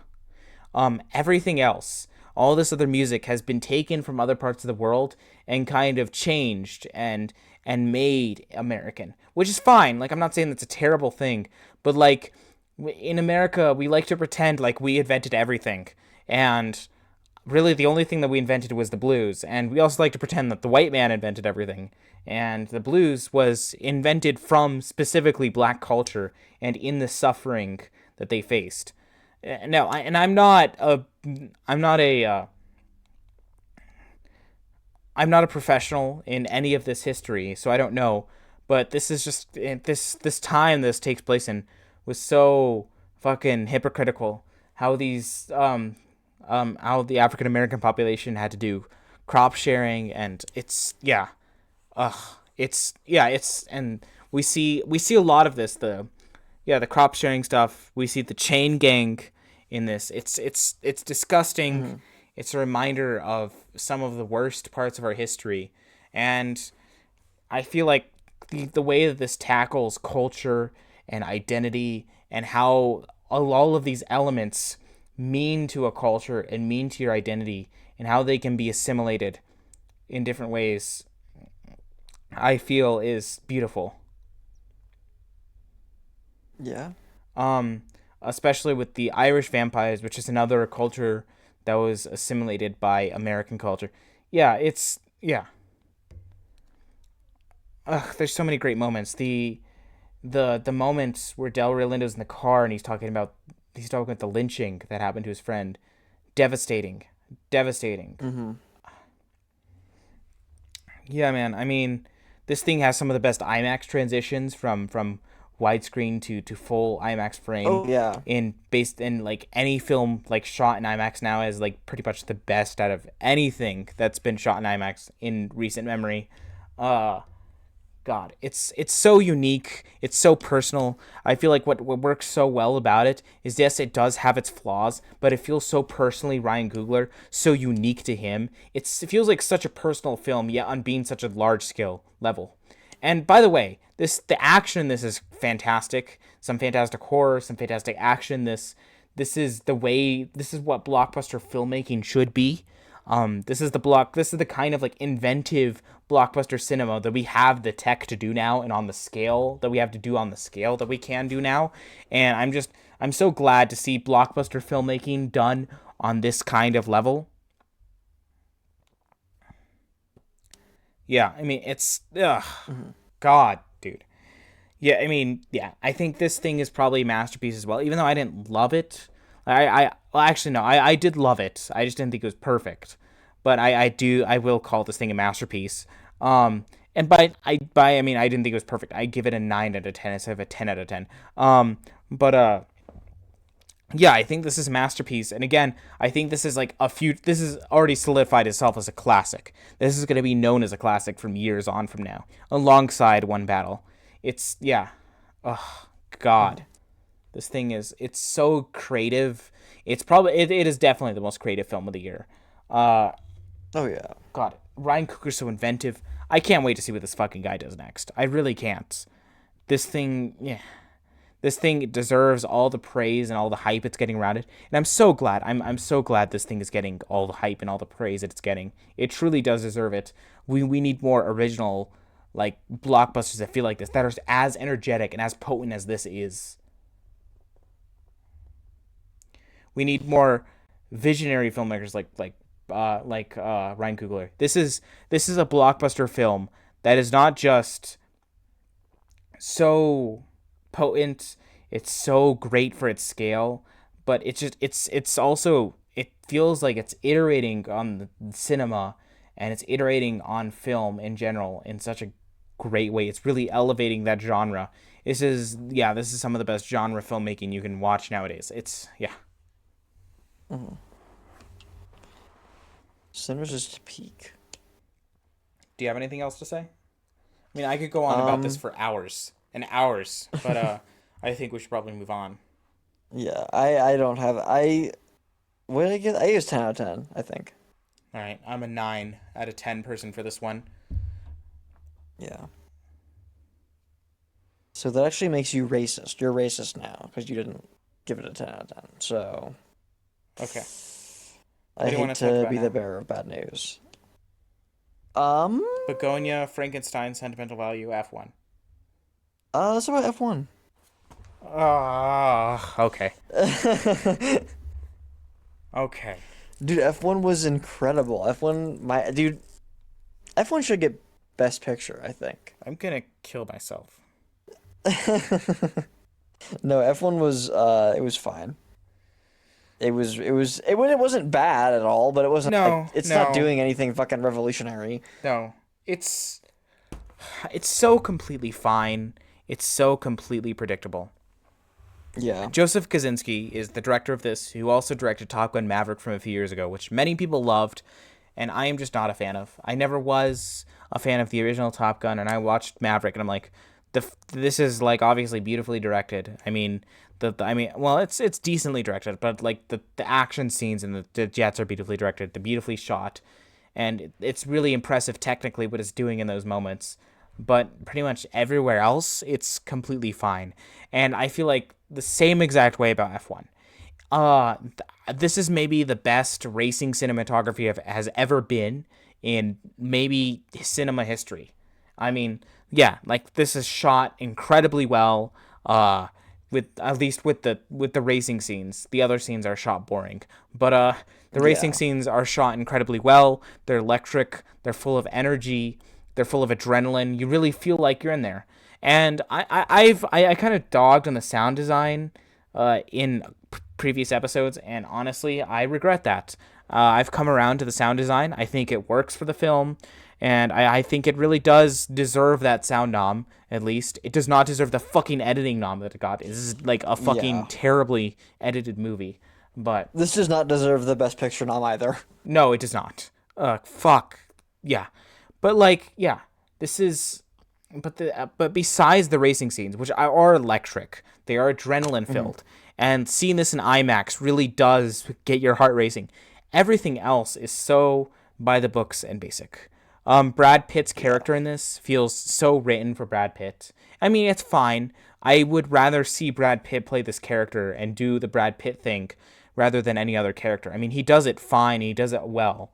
Like, I like watching Brad Pitt, and I have a fun enough time watching him.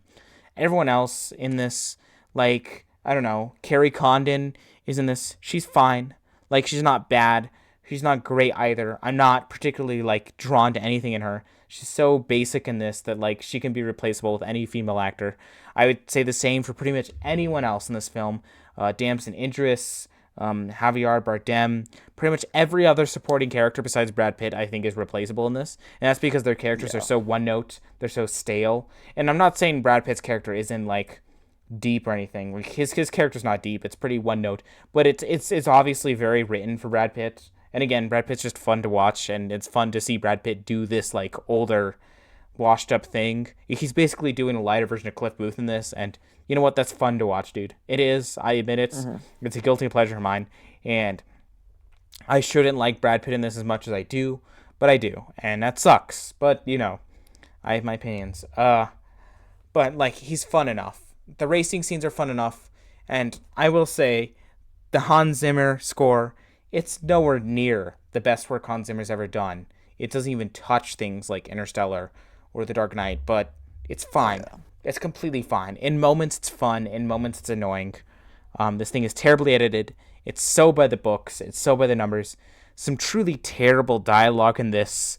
Some truly just terrible moments.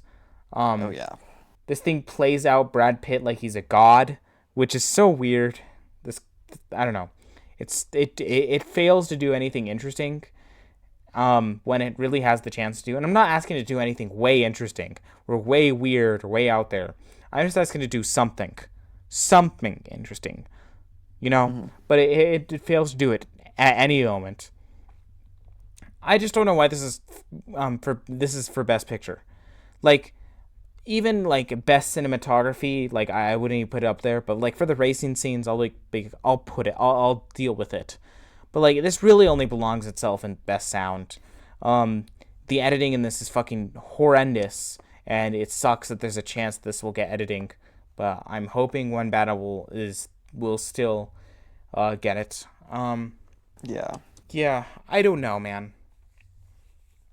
I mean, I see why a lot of people like it. But, like, I don't know. I mean, yeah, there's, like, the needle drops. There's, like, the fucking whole lot of love. And I again, like I said with the Brad Pitt, like, in those moments when you get into it, you are having a little bit of fun. And I'm like, yeah, you know what? I'll have the fun here. And a lot of this is, like, kind of guilty pleasure for me. But it's completely fine. And a lot of moments in this really piss me off.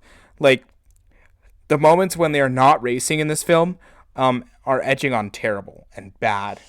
It really does suck. There's a lot about this film that really ekes me off. I don't like this. It looks bad. It's fucking written poorly. Ugh, I don't know. It's the most basic kind of thing you'll get.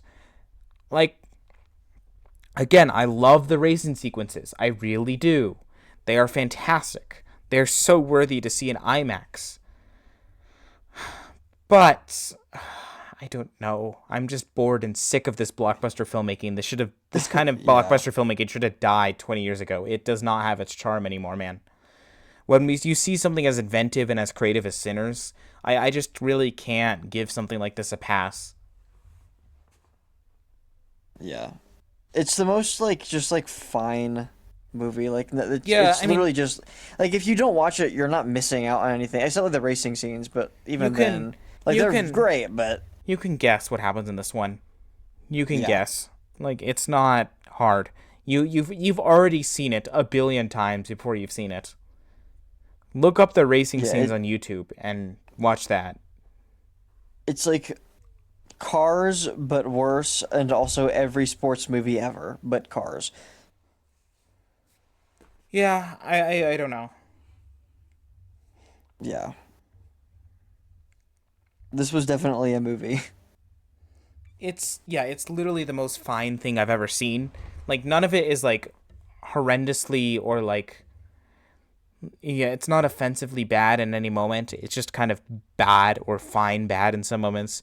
And the racing scenes are super technically impressive. But when all of that wears off, like, what do you have? You know? I don't know. Yeah, you have like a okay movie. This is a perfectly fine, like 5.5 to 6 out of 10. It lives in that kind of Yeah. area for me.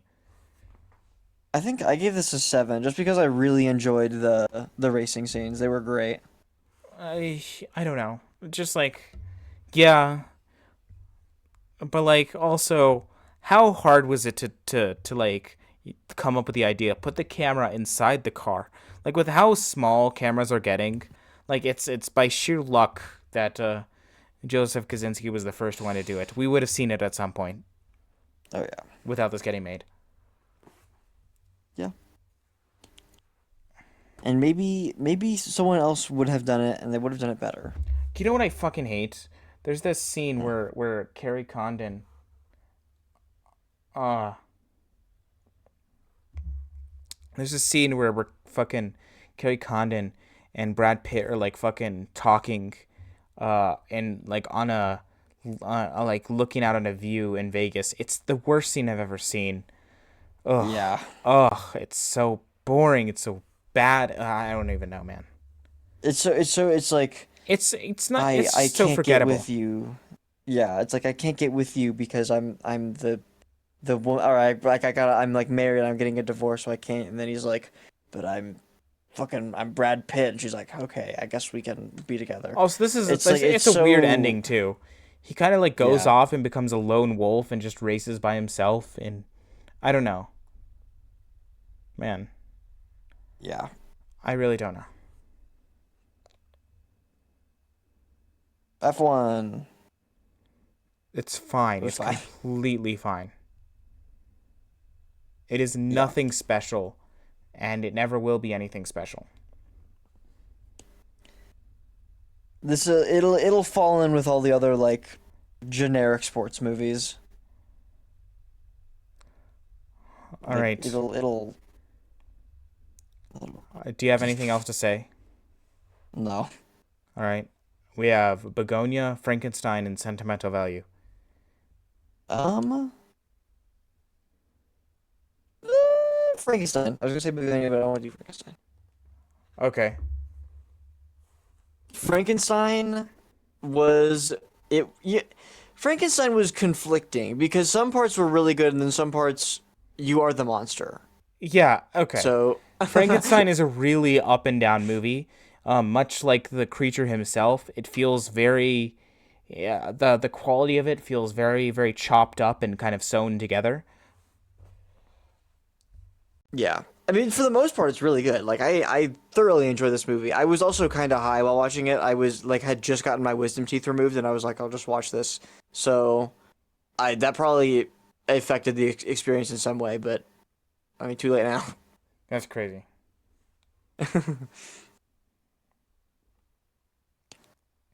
The wolves were wolves. Uh, they weren't great. Actually some of the set design was really good. The stuff where he was like in Victor's laboratory, like that shit was dope, and like the design of the laboratory itself was super cool. I thoroughly enjoyed that. All right. A lot of the scenes with the monster were good too, but you know, The creature. you are the monster, Victor. Yeah. Yeah, The okay. creature. Let's talk about Frankenstein. It's a very up and down movie with me. I've seen it twice now. Once in a theater. I think I was decently positive about it when I came out of the theater, and I still am at the moment. And I think like seeing it in the theater first really did affect my experience. But seeing it again, it has its issues, but I still can't help but kind of love this thing. Like, I'm sorry. Look, here are the list of issues. Its screenplay is up and down. There are some great moments in it, which I will say some of the better moments are kind of elevated by the acting in it, like where the creature says Elizabeth to like fucking taunt Victor, or when every single time he says Victor, my heart sinks, dude. This fucking creature, dude. But the script goes up and down. As you said, Victor, you are the monster is one of the worst movie moments of the year. It's so bad. and it's kind of bafflingly terrible because it feels so out of place because everything has been like so good and decent. Like even when I saw it the first time, I'm like, wow, that's such a bafflingly terrible moment. Uh, and there's moments like that. Nothing like else in the film is that bafflingly terrible. There's some up and down moments of dialogue and just storytelling, like the moment where the Victor's lab falls, and the reason why the creature finds out who he is because he goes to the site of the lab and months after the lab falls, and very conveniently finds these papers burnt up that are burnt up just enough to read them, and are very conveniently on top of the rubble that explain everything about the process of his creation. It's very poor screenwriting. It's a stupid moment. And it kind of makes me angry. I'm gonna be honest. It angers me. That weird moment really puts a fire inside me. Yeah. Um, That's fair. uh, but the other things about this there is fantastic. The makeup and hairstyling are the best of the year in any film ever. In any yeah. film this year, it's fantastic. Del Toro with his makeup and stuff like this is always the top of his game. Same with the costume production design. It's some of the best of the year. I don't want to diss it at all. It's fantastic. Del Toro's costume design and production design that he does with his films, always the top of their game. It's and the cinematography, a lot of people dog on it, and it's not great in moments. But I'm not going to say this Netflix's fault, because there's been this whole thing around Netflix cinematography, which looks terrible. This is definitely a Del Toro issue. If you've seen some newer Del Toro stuff, like he does have this kind of issue with cinematography. There's some beautiful shots in this. The final shot where the creature is walking into the dusk. It's beautiful. It's breathtaking. Oh yeah. And there's some breathtaking moments in the snow. There's a surprising amount of breathtaking moments of cinematography in this, but there is just as much of like poor moments. I'm not gonna say they're like bad moments of cinematography, but it's just fine moments of cinematography. You know, like there's so much better that you could do, and it's mostly a coloring issue, which I see, but I think there's some other camera issues with it as well. Again, I'm not as versed in that. The score again is very up and down. It's Alexander Desplat, who's a fantastic composer in Hollywood. And the score has some beautiful moments to it that are really memorable to me, and some other moments which just feel so painfully generic, which just tend to really pain me. I like the way that this film keeps the structure of the book. It works. I like how it keeps a lot of the moments of the book. It works up until that ending, which I kind of accepted the first time I watched it, and the second time I'm a little bit more rocky on it. I can kind of accept it. I see where it's going for, and I think it works enough, but I'm still kind of rocky on the ending. I feel like they could have done something a little bit better, but it lands on its feet enough to work. One thing I will say about Del Toro is that he is one of the only living directors alive that can create a world and truly make you feel like you're immersed in a world. For 100% of Frankenstein's screen time, I am immersed in this world. And that is due to all of his beautiful costume design and production design, makeup, and just his directing as well. Like, Guillermo del Toro, he is a auteur and he is a master at his job. And that is due to his directing, which is truly on the level. It's on masterful level. He really makes you feel immersed. And he really makes you feel like you're in a different world. He's one of the few directors that can create a period piece like this and not make it feel constructed. It can make you feel like he's created a world and you're fully immersed in it. And few directors can do that. Like Scorsese can do that. James Cameron can do that, obviously. But like Del Toro has that special gift. And obviously he has a love for these types of movies. He has a love for the text. And I feel like that passion and that love that he has for the text of Frankenstein and that he has for these characters really does come out in the film, and that passion really does take this film a long way. Like Del Toro's direction really does take this film a long way. This would be a much poorer film on anybody else's direction, but it really does go a long way. There's a lot of great moments in this too. I love the Jesus imagery when the creature's being brought to life, or it looks like he's being crucified on the cross. It's a great moment. I love the montage of Victor getting a bunch of body parts and assembling the creature. It's another great moment. It's fun. It's funny. I love all the original moments when the creature's brought to life and Victor's bonding with him. He's chained up in the fucking basement and he can only say Victor. Again, my heart sinks for the creature. When the creature goes to his story, I think the film is a little bit more rocky, but I find the relationship between him and the blind man sweet enough. And I think that the third act is definitely the weakest part of the story, but it's still fun. It's still a good time, and I still think it lands on its feet. Victor's part of the story, I think, is a little bit slow moving.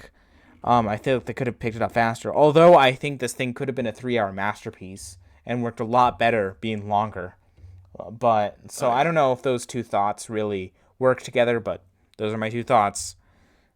Yeah, what do you have to say? It was this like I personally I really enjoyed the relationship between the creature and the old man or the blind old man. Like I loved that shit. And then the wolves, they were there, and they were wolves. I'm not gonna say the wolves were terrible. They weren't terrible, but they were a little rough. They weren't terrible by any means. They weren't bad by any means. I'm gonna defend the CGI in this film. Like it's the VFX is not always great. There's some not great looking moments of CGI in this film. There's also some really good looking moments of CGI in this film. It's not all terrible in this. Like pretty much everything in this. It's a very uneven film quality wise, but like the lowest moment in this film is still better than like 80% of films right now. So I'll say that. Yeah, no, that's fair. I don't know. The wolves kind of stuck out to me. And I was like, ugh. But like they're not bad by any means, like at all. But him like losing the old man, it was like his only like friend, was kind of baller. Well, it wasn't baller that he died, but it was like the relationship between them and the loss. It was sweet. Peak. It was sweet. Yeah. And the family comes back and they're like, "Oh, you killed him," so he has to run away. It's great. It's good. And actually, I don't know why this stood out to me so much, but one of my favorite scenes was when Victor is like first presenting the yes, I can bring people back, and he's presenting it to like where the fuck those people and are. that animatronic that he uses is fantastic. Yeah. It was incredible. I don't know why that stuck out to me so, but that's like one of my favorite scenes. I fucking love that scene. I mean, what else to say? I mean, I didn't feel all of the moments in this as deeply as Del Toro wanted me to feel them, and I really wish I did, dude. I wish that Del Toro would bring on a co-writer to help him kind of draft out some of this stuff, because I don't think he's a bad writer. He isn't, but like I really wish a lot of this was stronger, and maybe he got a better DP. If he isn't filming this himself, I just don't know. I just wish this had a better look and a more solid script. If this was a longer, like 3-hour film with a pretty great script, this would have been a masterpiece. And I'm not, and no shade to Del Toro. He's the perfect man to do this job, and this is the perfect movie for him. It's just, it's kind of frustrating in moments because this could have been perfect, and it's not. It just isn't. Yeah. What do you give this? I think it was an 8 out of 10. Yeah, it's an 8 for me too. Yeah. But it's not bad. It's actually, I'd say it's pretty good. It's a little rocky, you know? Yeah, it is. It's uneven, but like, you know, it's very personal and is very passionate, which does bring it a very long way. All right. Begonia or sentimental value? Let's do Begonia. Begonia. All right. I'll let you start off. Begonia was edging me, and I enjoyed it the whole time. That's all my. No, I'm kidding. From what I heard, it's your favorite film of last year. Uh, would it be my? No, One Battle was probably my favorite film of last year. Oh. Because One Battle was incredible. I thought you said something about Begonia was peak though. Begonia, the whole or not the whole, but most of the movie, I was like, is she an alien? Is she not? It's like, oh, it's going in this direction. She's probably an alien. It's like, oh, okay, it's not actually doing that. She's just a person, and it's like, oh, well, maybe she's an alien. And it's like, oh, well, no, she's not. And then, oh, well, and then she was, and it was sick, and it was edging me, and I liked it. I like being edged in movies. Mm-hmm. Just gonna let that sink in. You know. Yeah, I mean, I've become a pretty big Yorgos fan over the past few years. I love his efforts. Even Kinds of Kindness, which a lot of people really did not like, I was a huge fan of, and I was really into everything that film was going for. This probably, I haven't seen everything he's done, but this is probably the most grounded Yorgos has ever gone, and I feel like that grounded nature in juxtaposing against the weird nature that he loves to go for is really what makes this work. And part of that is the performance of Jesse Plemons as Teddy, and him and his cousin are part of what makes it work is they feel realistic. These are very realistic people, and obviously this is a very contemporary movie. This is discussing the conspiracy culture and this kind of this internet conspiracy culture that's very popular now and only growing in popularity right now in our current political landscape.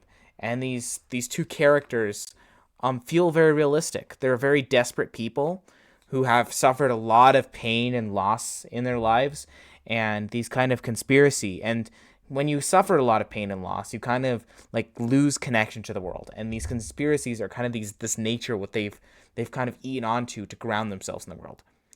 And Teddy obviously does some horrible things in this film. I mean, I can't agree with everything he does. But what I will say is what really kind of makes this work for me is he really does care for his brother. I mean, his cousin. I mean, they're basically brothers, but he has full, genuine care for his cousin, and he wants his cousin to actually thrive and have this connection. He full-heartedly believes in this conspiracy, which, look, it ends up being true. But I don't think that if it was true at all really affects whether Teddy believes it. Like he still was propagandized and into believing these things and put into a place and a state of psychosis by this online conspiracy culture, whether or not the facts were true or not. And that I feel like is kind of one of the boldest statements of the film, is because I think we're all in this kind of state of like psychosis based on the way that our social media algorithms are working and the way that current political discourse is happening. Like whether or not what we're saying is true, it doesn't really, the medium that we got to that and the way that we feel and how passionate we feel, and I'm not going to say passionate, but the way that we feel about these issues really does affect a lot. Like Teddy was brainwashed. I mean, he was. And he was brainwashed enough to believe enough to kidnap a woman. And he was brainwashed, and he was so easily brainwashed in that moment that he was brainwashed enough to feed coolant to his mom and kill her. I mean, yeah. Which was... Yorgos loves going dark. Which was tragic, yeah. And this is super dark, but super timely. Filmed on VistaVision, much like One Battle After Another. It looks beautiful. Yeah, it's gorgeous movie. Gorgeous. The production design in this is also fantastic. That house was fully built, and it feels fully lived in. Emma Stone is fantastic in this as well. Her performance is part of what keeps you thinking and what keeps you edging onto this conspiracy. It was great. Emma Stone was edging me, and I really enjoyed it. Yeah, I mean, like, a lot of people really hate the ending because they feel like it like totally denies the Really? point of the movie. Well, yeah, they feel like it totally like disregards the entire point the movie was making, and I just don't think so because yeah, I mean, again, like we saw Yeah. Teddy feed cool into his mom. It doesn't matter how whether his information he got was true or not. It's matters whether he was brainwashed, and he 100% is brainwashed. Yeah. Um, I mean, I feel like the ending made sense because the whole point was like we're the Martians and we're here and we were like we came back to save humanity from itself, you know. And then she like got done with that and she's like these like humanity's fucked. Like we just need to like reset. Like and oh my god, they're done. the ending is so beautiful. The shots of Mhm. just these different places around the world of all these people dead after she kills everyone with the where have all the flowers gone. It's a beautiful, beautiful ending. It's every shot of that ending montage is a painting. It's so beautiful. Yeah. It's perfect too. Also, the score of It this is was. fantastic. It's one of my favorite scores Oh of my the god. year. The It's score is so amazing. good. I love how over the top it is, and it feels like this like very 50s sci-fi movie score, and it's just so over the top. It causes for a lot of humor and a lot of dramatic moments. It really works well for me.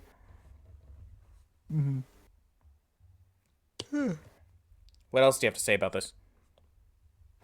The part where oh my god, I forgot the lead, the main character. Or the main Teddy? male, I should say. Jesse Yeah, Plemons? Teddy. Where Teddy's cousin is on the stairs and he's like he fucking blows his brains out. Holy shit. Yeah, that really caught me by surprise the first time I saw it. Yeah. I was like, I jumped in my seat after that happened. It's like, it was a really shocking moment, and it really does work. Cause cause throughout like the whole movie, Teddy's cousin he's going along with it because he also believes a conspiracy, but you can tell he doesn't fully like Well, agree with what's being he has some done. doubts, and he starts to have doubts towards the Yeah. end. Um, and obviously he has some doubts in like the ethics of it. But like I just love the relationship between these two guys. It feels so genuine and they feel like they do love and care for each other in such a genuine way, but they've just been the way the society and the world has put them in such a painful position and they've been screwed over by everything. I mean, Teddy's working at this like Amazon like factory which is like screwing him and all his coworkers over on the daily and his mom got screwed over by that that health company. It's yeah, Mhm. like these people have been screwed over by the world, and there's millions of people like this, and unfortunately, this pain is what leads some of them to believe these harmful conspiracy theories, which believe yeah, Yeah. it sucks. I feel so bad for them because these are people that we obviously, but because of our continued greed as humanity, we have to continue screwing people over and allowing these people to feel as much pain as these characters have felt. Yeah. Movie reminded me of my dad a lot. Really? He's a big conspiracy theorist. So when I saw the flat Earth, I was like, oh my god. Made me think of my dad. Crazy. I watched this movie. Hope he's not listening to this. I watched this movie for the second time with my dad. It was a good time. He liked it. Peak. Oh yeah, also the art direction of I- this is beautiful. The cars they do when they count down to the solar eclipse, the lunar eclipse, I mean, with the Earth and everything, beautiful. I mean, Yorgos is always on the top of art direction. The alien ship at the end, all the clothes that the aliens are wearing, beautiful, beautiful, beautiful. Everything about this film is beautiful. The color, I And love the design coloring of of it. the ship. Yeah. Oh, I love the colors of this movie as well. The emphasis on the reds and the whites and the browns it's really great. Begonia Peak. It's great. It's one of my favorites of the year. 9 out of 10 for me. I've 10 out of 10 for me. Really. Yeah, I loved it. Fantastic. Say that again. Fantastic. Fantastic Four. Down, down, down, And- dang, dang. Imagine if Fantastic Four got a Best Picture nom. That would be crazy. That would be insane. It's not that good. I still haven't. I've been wanting to It's watch it, and I fine. haven't gotten to it. It's completely Yeah. just fine. Like, I feel pretty much the same way about F1 as I feel about Fantastic Four. It's fine. Yeah, it's fair. We still. Because it's just another fucking superhero movie. There's so many of those. I know, but it's just like it's the Fantastic Four, dude. They could have made so interesting, Yeah. and it's a great cast. I don't know. We're not talking about Fantastic Four. We're talking about sentimental value. Yeah. God, this movie's fucking awesome. Cinema Values was incredible. And I'm so glad I got to see it in theaters. Yes. Luke asked me, he was like, "Dude, we should go see it in theaters," and I was on the verge of being like, "No, I'm not gonna go. I'm gonna stay home," because I wanted to play Satisfactory. Oh my But God. I didn't, and Addicted. I'm so glad I didn't, because I got to witness that in theaters, and it was incredible. Yeah. It was phenomenal. And normally that was like that's the first, like, I wouldn't call it like a fully international, but that's like the first international movie I've seen. Ever in your entire life. Yeah, ever. Wait, really? Yes. I mean, I've the most international thing I've seen is fucking Squid Game, but that's not really Yeah, that it is. like that's not. It's from South Korea. I mean, yeah, but it's fucking like everyone's fucking seen that shit. Yeah. I feel like it I still don't know. It counts. feels like it doesn't count. Everyone's seen I Sentimental also- Value. It's one of those popular movies of the year. What do you mean? Okay, well, in my defense, I watched Squid Game with the English dub, so. Oh, it's fucking terrible in the English dub. Yeah. Dude, you have to watch this with subtitles.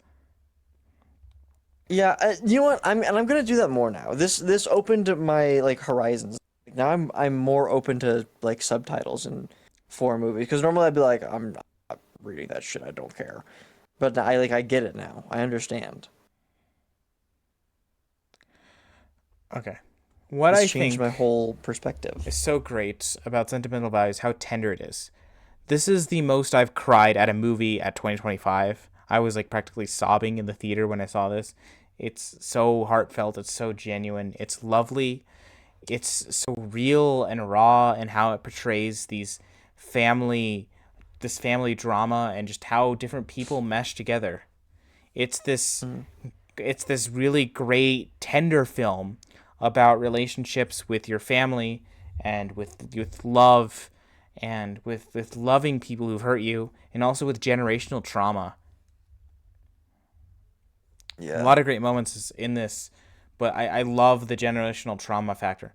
I mean, this is also about art, the creation of art and the communication through art, and how why art matters. This is like a lot of people really don't think art matters, and this is like the perfect film to kind of like portray why art does matter, and it really does. It's critical. But yeah, this like generational trauma factor, how this family, there's been runs all the way back to their family members being like tortured by Nazis, and Stellan's mother hung herself on a chair, which, by the way, the IKEA chair joke is one of the funniest jokes in any movie this year. Jesus it's Christ. great. Yeah, she hung her. I've only seen this once, and I really want to see it again. I'm gonna buy that Criterion disc, which has terrible side tangent. The cover for the Criterion disc. Look this up. Look up Sentimental Value Criterion. The cover art is terrible. People have been complaining about it. Total Criterion? Yeah, Criterion, there we go. look at that cover for it. Images. What the fuck is this shit? This is not good. It's That's fucking awful. What the fuck? I don't know, man. What, this cover sucks. Who was like, yeah, we should do this. I This don't would be fucking really know. good. I don't fucking know. What are we doing? Anyway. Yeah, I mean, I feel like Joachim Trier is one of the directors that just makes movies about humans the best. I mean, obviously, His last film, Worst Person in the World, is basically iconic at this point. Everyone knows it. It's fantastic as well. But yeah, Sentimental Bay is very quiet, and that's what I love about it. I don't know. And all these characters feel so realistic. And with realistic characters that are this realistic, you can see yourself in just about every single one of them. And this situation is so real, it's so raw. It's just like when you watch like Oscar films from the '90s, you can see how like, and you can see this in Hamnet this year, how they have to try to play up the drama of this like real life despair or this real life sadness to try to portray it on film, and you don't have to do that. And that's like kind of what films like this prove, is that there's so much quiet that you can play off of. This like, because you've lived through experiences like this. Everyone has family. Everyone has that one family member. Everyone has people that they have had experiences like this with. And I mean, again, this is also great to the performances, which every performance in this is fantastic. It's just like the quietness and the looks on faces. You instantly know what's going on in these characters' lives. Yeah. I mean, and this well, you go. okay, and it being like their dad's this like huge director, and he's like, I'm I'm getting old. I want to do my final thing before I die. So he comes back. He's been absent in his daughter's lives for most of their lives. So he comes back and he's like, hey, I'm your dad. Like, I love you. I'm your dad. Do you want to be in my movie? And then she's like, Well, no. I feel like part of it is, I think we could tell he feels really guilty for how he acted. And the thing is I just don't think and because of the way he's been, and because of the trauma he's gone through personally, and because of the way he's dealt with it, I just don't think he's ever really developed like a correct way to talk about this with his daughters. So I don't think he knows how to really talk about it with them. But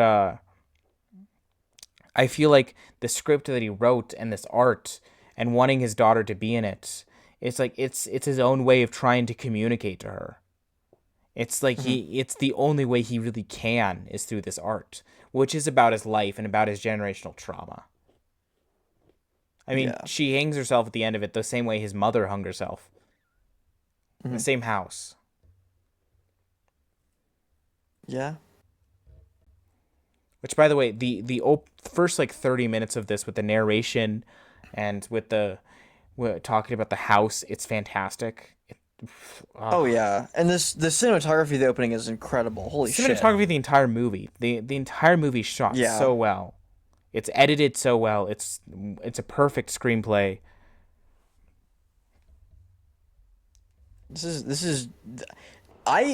For me, it's one battle and then Sentimental Valley for Best Picture. Really? Yeah. Yeah, because this was incredible. I'm one battle Marty and then Sentimental. Yeah. Dude. Yeah, I mean, it's wow. Wow. It's yeah. And I think that's part of why I love the ending so well, is because she finally agrees to do the movie with him, and I think the ending is so beautiful. Is because they give each other that look from set, and you know that like not everything's been worked through, and he has caused her so much pain in her life that obviously it's never gonna be fully worked through, and she's never gonna fully process it. But like they have that sense of understanding that they're gonna try and work through it, but there's a sense of like unease there. They're both a little bit uncomfortable in those looks that they give to each other, and they're both a little bit like scared of the unknown that they're both doing this, but they're doing it anyway. And I just feel like that's so beautiful and that's so potent and that's so real. And everything in this film is so beautiful and potent and is real. This is the most beautiful movie of the year. Yeah. I mean, it was. Like, I don't even know how to put it into words. It was incredible. Yeah, I mean, a lot of Like- this you can put into words. It's so much of a feel. There's this I'm still like when I saw this for the first time, just a wave of emotion really hit me, and I'm still riding that wave right now.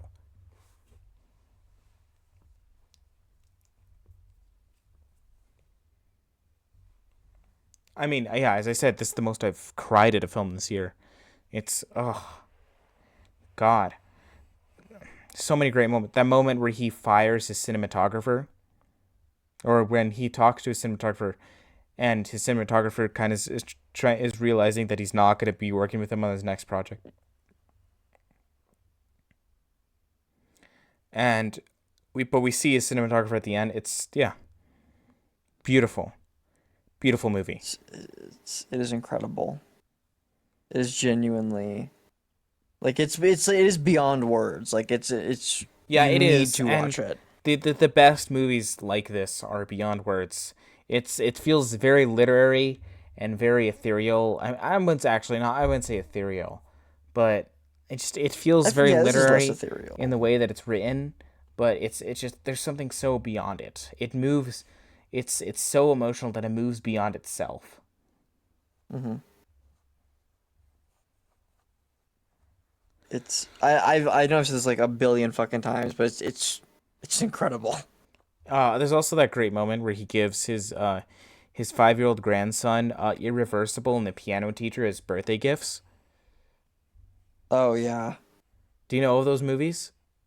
I didn't know what they were at the time. I now know that they are porn.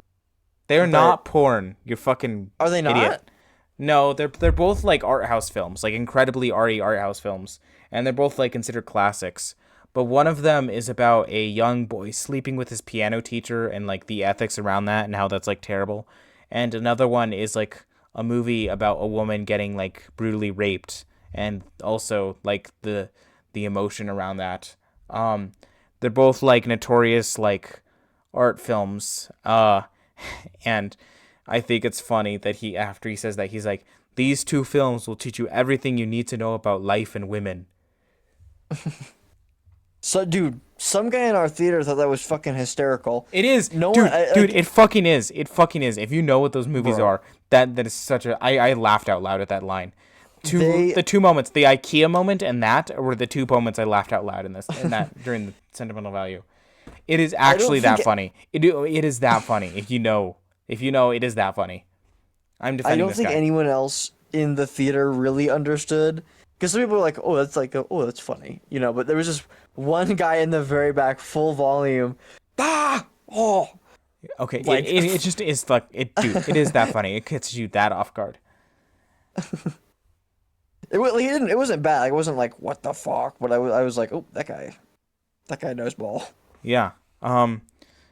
Imagine that kid watches him with all his 5-year-old friends. Watches Irreversible, dude. Mom, I don't like this movie. Yeah. Got beautiful, beautiful fucking film. Beautiful fucking film. Yeah. Do you have any more to say about it? I don't.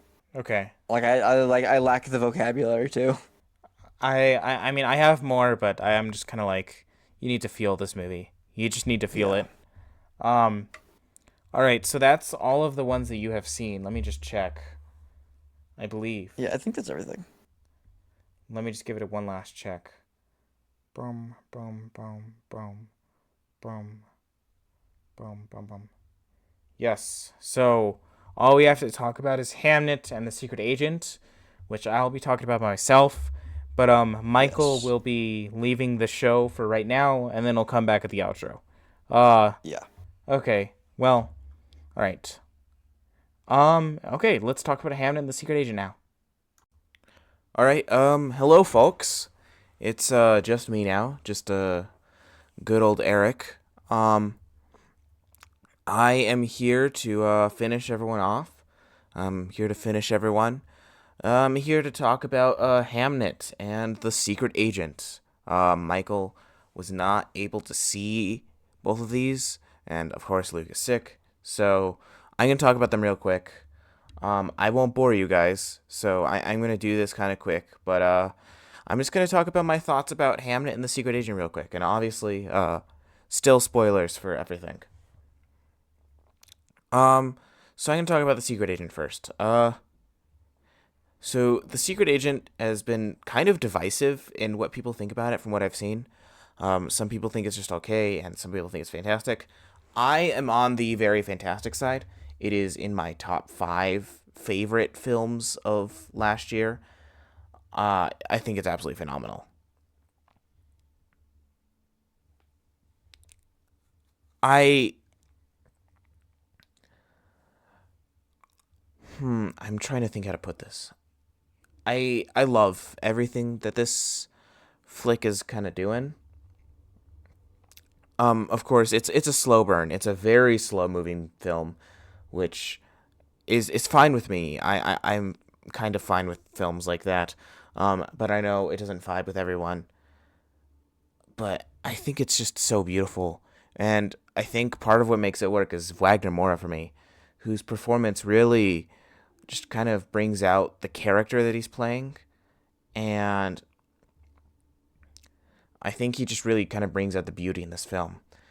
I mean, a lot of this film is about kind of the relationship between oppressor and oppressed, and it's about this idea of living under oppression and trying to survive.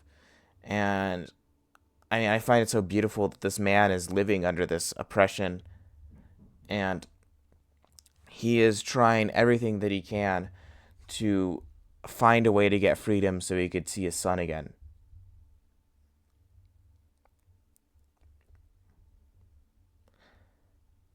Uh, I mean, and also I think the other thing is that kind of makes this film a little bit inaccessible is it's about Brazil in the 70s, and if you kind of don't know, it doesn't really hold your hand. As you know, if you don't know, Brazil was like an authoritarian dictatorship in the 70s, and this is kind of like last year's I'm Still Here. This is kind of the same thing, talking about a different personal relationship to Brazil in the 70s.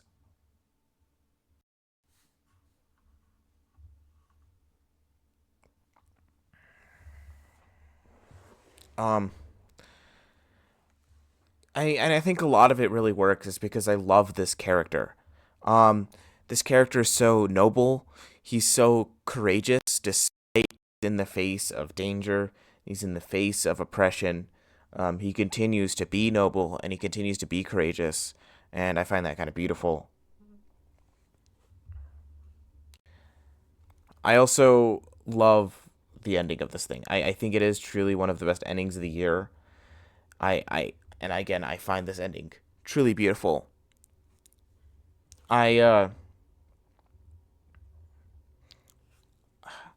I love the shootouts in the streets and in the festival uh that happens towards the end. It's dark, it's shocking when you see it happen for the first time, and it's scary. You feel the tension for your characters, and you feel the tension for our main character. And when he is finally shot and we see it in the magazine, it's sad. It's really depressing. But he died heroically. He died nobly. He died with courage. He didn't die like a fool. He died trying to fight what he believed in and trying to help people and fight for his son. And then there's this final ending where there's this kind of wraparound story of the entire film where there's these like college-aged students who are going through a bunch of old recordings, and they are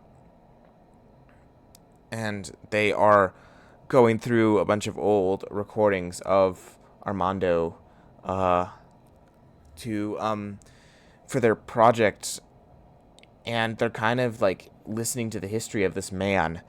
And one of the college age girls that we see goes and visits Armando's son, who's now a doctor at this blood bank. And the blood bank is the movie theater that uh the blood bank is where the movie theater used to be, where his son was trying to see Jaws at a very young age, which is it's a lovely little thing. I love that. Um, and his son is also played by Wagner Mora, but in a very different way. You can again, like with what Michael B. Jordan is doing in Sinners, Wagner Moura playing his son character in this. Again, he feels like a very different character. He uses mannerisms and the way he speaks very differently, and you can even kind of tell the trauma this kid has received from all of the violence that he has kind of faced as a young child. It's a fantastic moment, and there's this really depressing, sad, and lovely, kind of also heartwarming shot where Wagner, as his son, is standing outside the blood bank, and it's just alone. It's shot really well. There's also a number of moments I would love to speak about in this film. Of course, there is the moment with the severed leg, which I find super interesting. I found it like this kind of like weird, absurd, great moment. And of course, there's this whole thing about the shark deaths and the shark eating people and the severed leg. And there's this moment where the severed leg's hopping around, like harassing each other. And Armando is sitting with other exiles reading about it, which turns into a really sweet moment. It's this kind of found family moment as he talks to these other people and he realizes why they were exiled. And these other people are also noble, just trying to be able to find a way that they can live their life. But what I found really interesting is that when I read about this, the leg is actually real in a way. In Brazil, news publications would publish stories about this lake as kind of a secret way to talk about what is going on in this kind of police brutality that is happening in Brazil. So this idea of this leg in the middle of the night, like kicking people and harassing people, which I found funny. I was laughing a little bit in the theater watching that moment. It's actually darker than I much thought. What else? I mean, all the performances are great. Fuck, I forgot her name. She's the little old woman in this movie who smokes a cigarette. Fucking deserved a supporting actor nomination. She's so fucking good, and she's awesome. I love that woman. The cat, the cat with two faces, which again I thought was like another surreality of the film, but that's a real condition cats can have, and I like the idea of how that kind of connects to the double life that Armando is living, and trying to I don't know. And then the final moment I kind of wanted to touch on that really touched me personally is the moment where Armando just dances, and he's dancing with all these these members who kind of become his family, these people, and you can kind of just see him through dance, which is one of the most like humanistic things someone can do. He kind of just does it, and kind of for a second forgets about the world. It's a beautiful moment. I mean, yeah. I am in love with The Secret Agent. Luke, I believe, is going to watch it because it's on Hulu. Um, I really wish I had a chance for something more at the Academy Awards this year, but apparently it doesn't, which sucks. But yeah, The Secret Agent is absolutely this wonderful, wonderful film. I am going to watch it again. I heard that it's getting a Criterion release, which is instantly going to be a day one buy for me.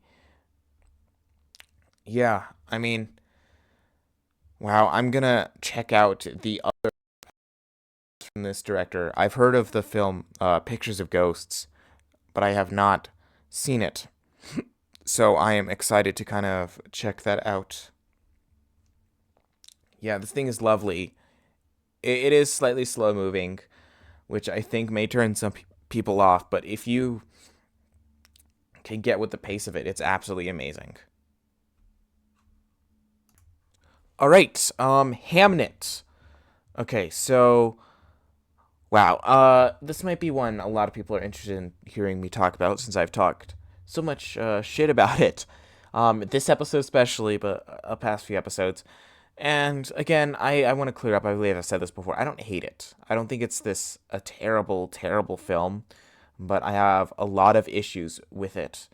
Again, full spoilers, and it kind of, yeah, it kind of pisses me off that this thing is doing so well at the Academy Awards. It's, again, I feel like a lot of the same way I feel about F1, I feel about Hamnet. It's kind of absolutely fine. It feels Oscar baity in moments, but other than that, it feels like the most normal drama Oscar film you've ever seen. It's not really doing anything interesting, and I just never could really jive with it. It's absolutely fine. It's completely just fine, middle of the road. Oh yeah, Secret Agent's a 9 out of 10 for me. This is a 6 out of 10. Maybe even like a 5.5. I don't know. It's okay. It's fine. I could care less. So yeah, let's get into it.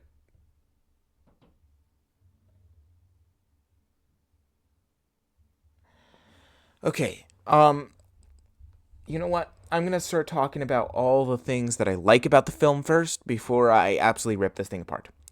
Jessie Buckley, who is the lead in this film, I can't deny how fantastic she is. She is phenomenal in this film. She's a phenomenal actress. I love seeing her work. I can't wait to see her do more shit because she's so good in this fucking movie. But yeah, yeah. I mean, she's so good in many movies. I still, as I've said, I still prefer her performance in I'm Thinking of Ending Things. I still think she gave a better performance there.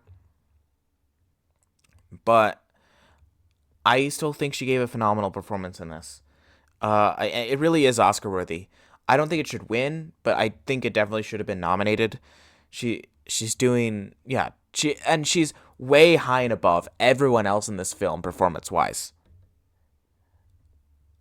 The way that she cries, which I know is a whole Oscar thing, and yeah, I know. I jived with it. I really did. I'm like, you know what? This is too good for me to kind of deny the nature of it. She is absolutely fantastic. I can't really sing her praises as this role enough in this film. The other thing that I wanted to the other few things is the cinematography. It's great. I'm not like in love with it, but I'm not gonna say it's bad. It's certainly pretty to look at. It's certainly better than most films nowadays. The cinematography and the coloring. It looks pretty. It looks beautiful. I like looking at it, especially with that opening scene in the forest. Is probably the most beautiful looking part of the movie. Jacoby Jupe, who plays Hamlet in this film, is great. Really a great find with a child actor. Child actors are kind of hard to come by, especially good ones. And it sucks when you have to kind of criticize a child actor because I don't want to criticize a child. They're trying their best. But this kid is fucking fantastic, dude. Yeah, you're gonna see this kid do some like amazing shit in the future. You're gonna see him winning a few Oscars if he keeps doing this.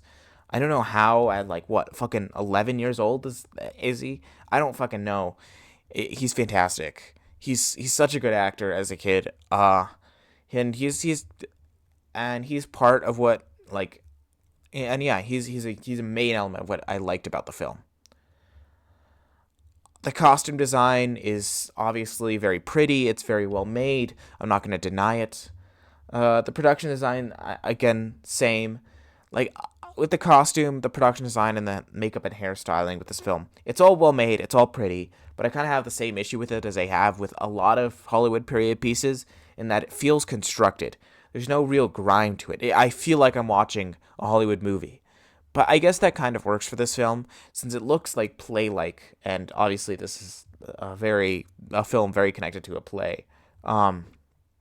So I can kind of give it a pass. It's not the worst looking thing either. Production design like that has been getting better in the past like 10 years. It looks really really great, and it looks great in this film. I'll say that. I like the themes here. I like the themes of loss and the themes of dealing with loss and coping with loss. I like the themes of using art to cope with loss. Obviously, that kind of stuff is my shit. Um, I like the themes. I like the ideas that it's bringing to the table. I don't necessarily know how I like how it's executed. I like the first 30 minutes, that opening scene of them meeting in the forest. I think it's very effective, and it's probably my favorite moment from the yeah, I mean, I don't like think it's anything amazing, but like I like it a lot. It's interesting. We have fucking Paul Mescal telling Jesse Buckley this story, which I like stuff like that. Um, I don't know. Pretty much everyone else in the film, besides Jacob Jupe and Jesse Buckley, I wouldn't say are bad, but they're just like fine. I don't think Paul Mescal's a bad actor. I love him in other things. I think he's fantastic in uh, um, After Sun, but he's completely fine for me, like the rest of the film. Okay, now it is time to rip this film apart. I think this script is not very good at all. There's some moments of dialogue that I do not like, and there's some pretty awful fucking moments in this. Like the moment where Jacoby Jupe goes up to his sister who's sick and he's like, "Please, I want to transfer her illness and her sickness to me. I want her sickness transferred to me." And then he instantly fucking dies. What a fucking idiotic, stupid moment, bro. It's so fucking stupid. It's almost laughably bad at that point. Like, come on. You're going for the realism angle. There's nothing about this that's like spiritual. It's a very like kind of to the ground realistic film. And then you have that like stupid idiotic moment. I fucking hated it. And also the dialogue in that moment is terrible. Uh and then there's the other moment, which is laughably bad, where we have the reveal that Paul Mescal's playing William Shakespeare. So all we know is his name is William, in the film. But then we have this like Marvel like it's like almost like a Marvel like cameo moment where he's like, William Shakespeare is his name. And like this is fucking idiotic as well. Oh my god, we know his name is William Shakespeare. I know when I'm sitting down in that theater. Like that's the part of the movie. This is a story about William Shakespeare's past. It's not some kind of big reveal. You don't have to treat it like a Marvel cameo. Jesus fucking Christ, dude. That's so awful. What I will say, the first few minutes before Jacoby Jupe dies, I mean, again, I liked the first kind of opening scene to 30 minutes, and then it lost me a little bit, but I'm like, this is fine, I guess. And it's a pretty predictable movie because you kind of know like what's gonna happen, and then the kid dies, and then there's some decent like fine moments where we see people dealing with loss, and we see these parents dealing with loss. And then William Shakespeare leaves. The movie loses me. It really does. It feels so empty after that. Everything after that feels so useless in what the movie's trying to do. It feels so slow, it's boring, it's pretentious, and it's just feels so useless. It's such an empty film. It's so vapid and lifeless in the worst way.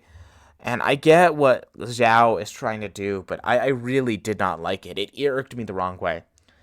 Now, when Jesse Buckley goes to see the final play, it wins me back a little bit. Because I'm like, after that long stretch, and it's a long stretch of the film, where it feels so useless and boring and lifeless, we get back to this moment, and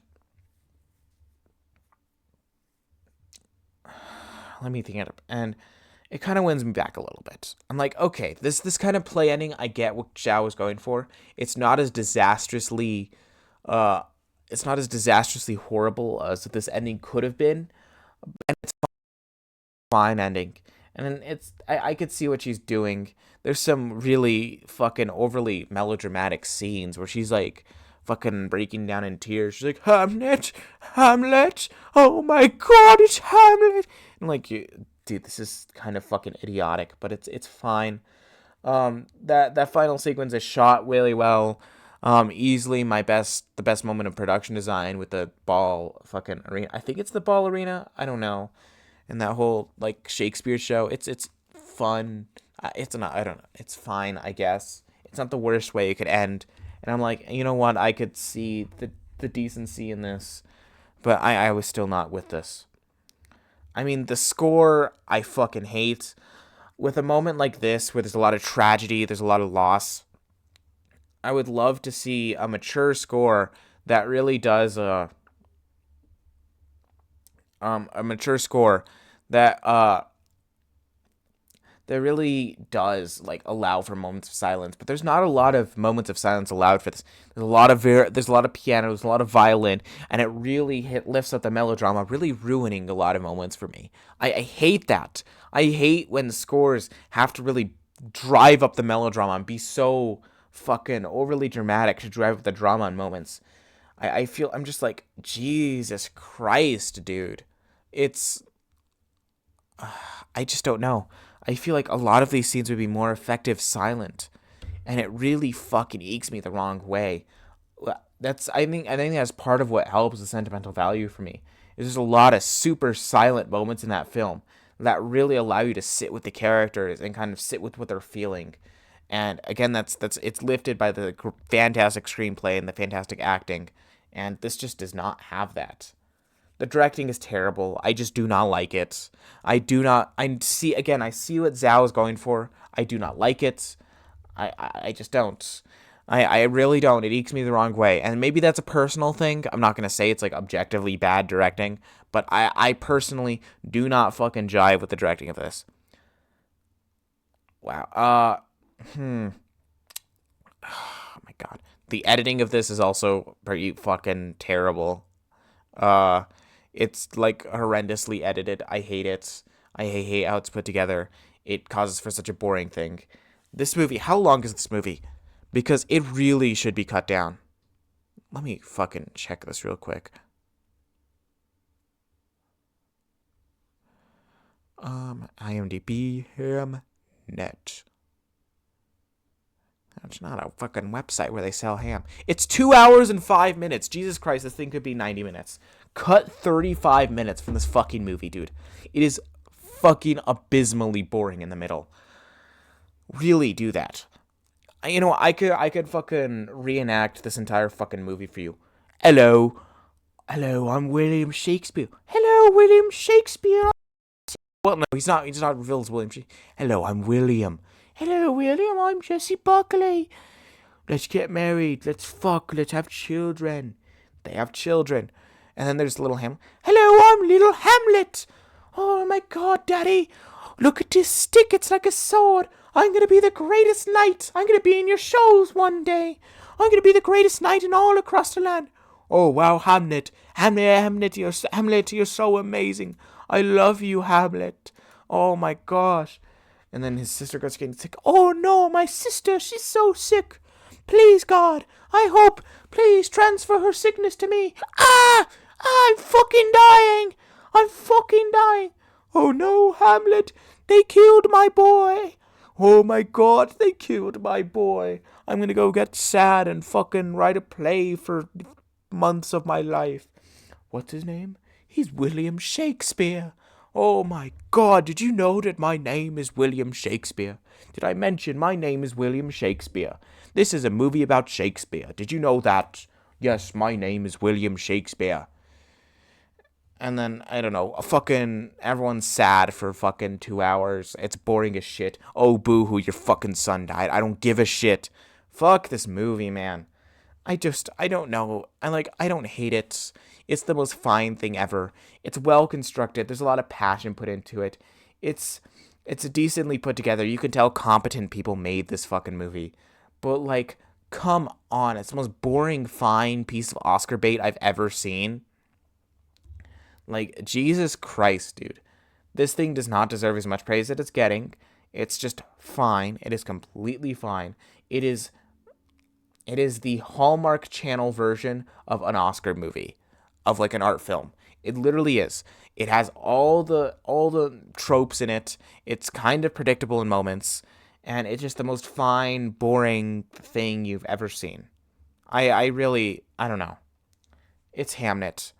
Luke liked it a lot more than me. I wish he was here so I could argue with him about it, but it's fine. It really should not be nominated for anything, except for that that lead actress nomination is really the only thing I would give it personally. I mean, editing's fucking terrible. The screenplay's terrible. Fucking the directing's bad. I don't know. It's a boring film. It's a really forgettable watch. I didn't like it that much when I first saw it either, but it's really been souring on me over the months, and I've been forgetting it. It's like it's such a forgettable film, with a film that has such a strong vibe about loss and insists that it's so strong on its loss, on its vibe about loss. I I don't know. I just can't fucking jive with it. Uh it really should connect with you with how like strong of its view on loss is. And like how strong it really wants you to connect with it. It really should connect with you more, but it's really forgettable. Yeah, I don't know. Um Hamnet, 6 out of 10. It's fine. I just don't know. This movie ekes me the wrong way. I will get nothing from watching this again, but I might watch it again. I don't know. Yeah. Eh, I don't know. It's the most. Ugh. Okay. We're done with this. Okay. All Um. right. So Michael. Well. Luke is back. I guess in how this Hello. is. I guess in how this is edited. This will be Luke's reappearance. He's a sick back. dog now. Luke, give the audience a Sick taste of your Annie's. sick voice. Here's my sick voice. It's not that bad. You don't sound that bad, but he feels No, awful, guys. it's not bad. He has AIDS and he's going to die. Yeah. Yeah, this is actually the last episode with Luke before he dies. No, bro. I was like, I was like so warm. I still am warm. That sucks. I'm wearing I'm nothing so sorry. right now. I'm not even I'm gonna lie, sorry. bro. For if you No, get me sick, during the show, I like oh, me and Michael saw a musical tonight, and during that you show, I was like so hot, and I like stripped to basically like my undershirt, and I was just like laying there, and I was like, "Bleh." I But saw like Surat tonight. it was good, dude. I Ooh. want to see it really Dude, bad. Surat's fucking insane. It's so good though. It's fucking crazy though. Also, What is it? about best sound. Yes, it totally should win best sound over anything this year. It easily has the best sound of the year. Also, it should have made its way into best score. It is one of the best scores of the year. Um, Wow. So Uh, like, what happened in it? okay, so it's about a man and his son, a man whose daughter he has not talked to in 5 months, and he has heard that she might be at one of these raves. So he goes to he goes to a rave to try to find his daughter, and he meets some people at that rave who try to help him out find his daughter by helping him drive to another rave, which is out in the middle of the desert in a very, very like recluded area. And that's all I'm gonna say. It I I don't even know how to describe the rest of what happens. It's amazing, but it's yeah. I don't want to spoil anything. It's nothing like what you'll expect will happen. I'm excited to watch that. And yeah, the entire score is just rave music, which works really well. It's actually spooky, dude. It's spooky. It's a spooky movie.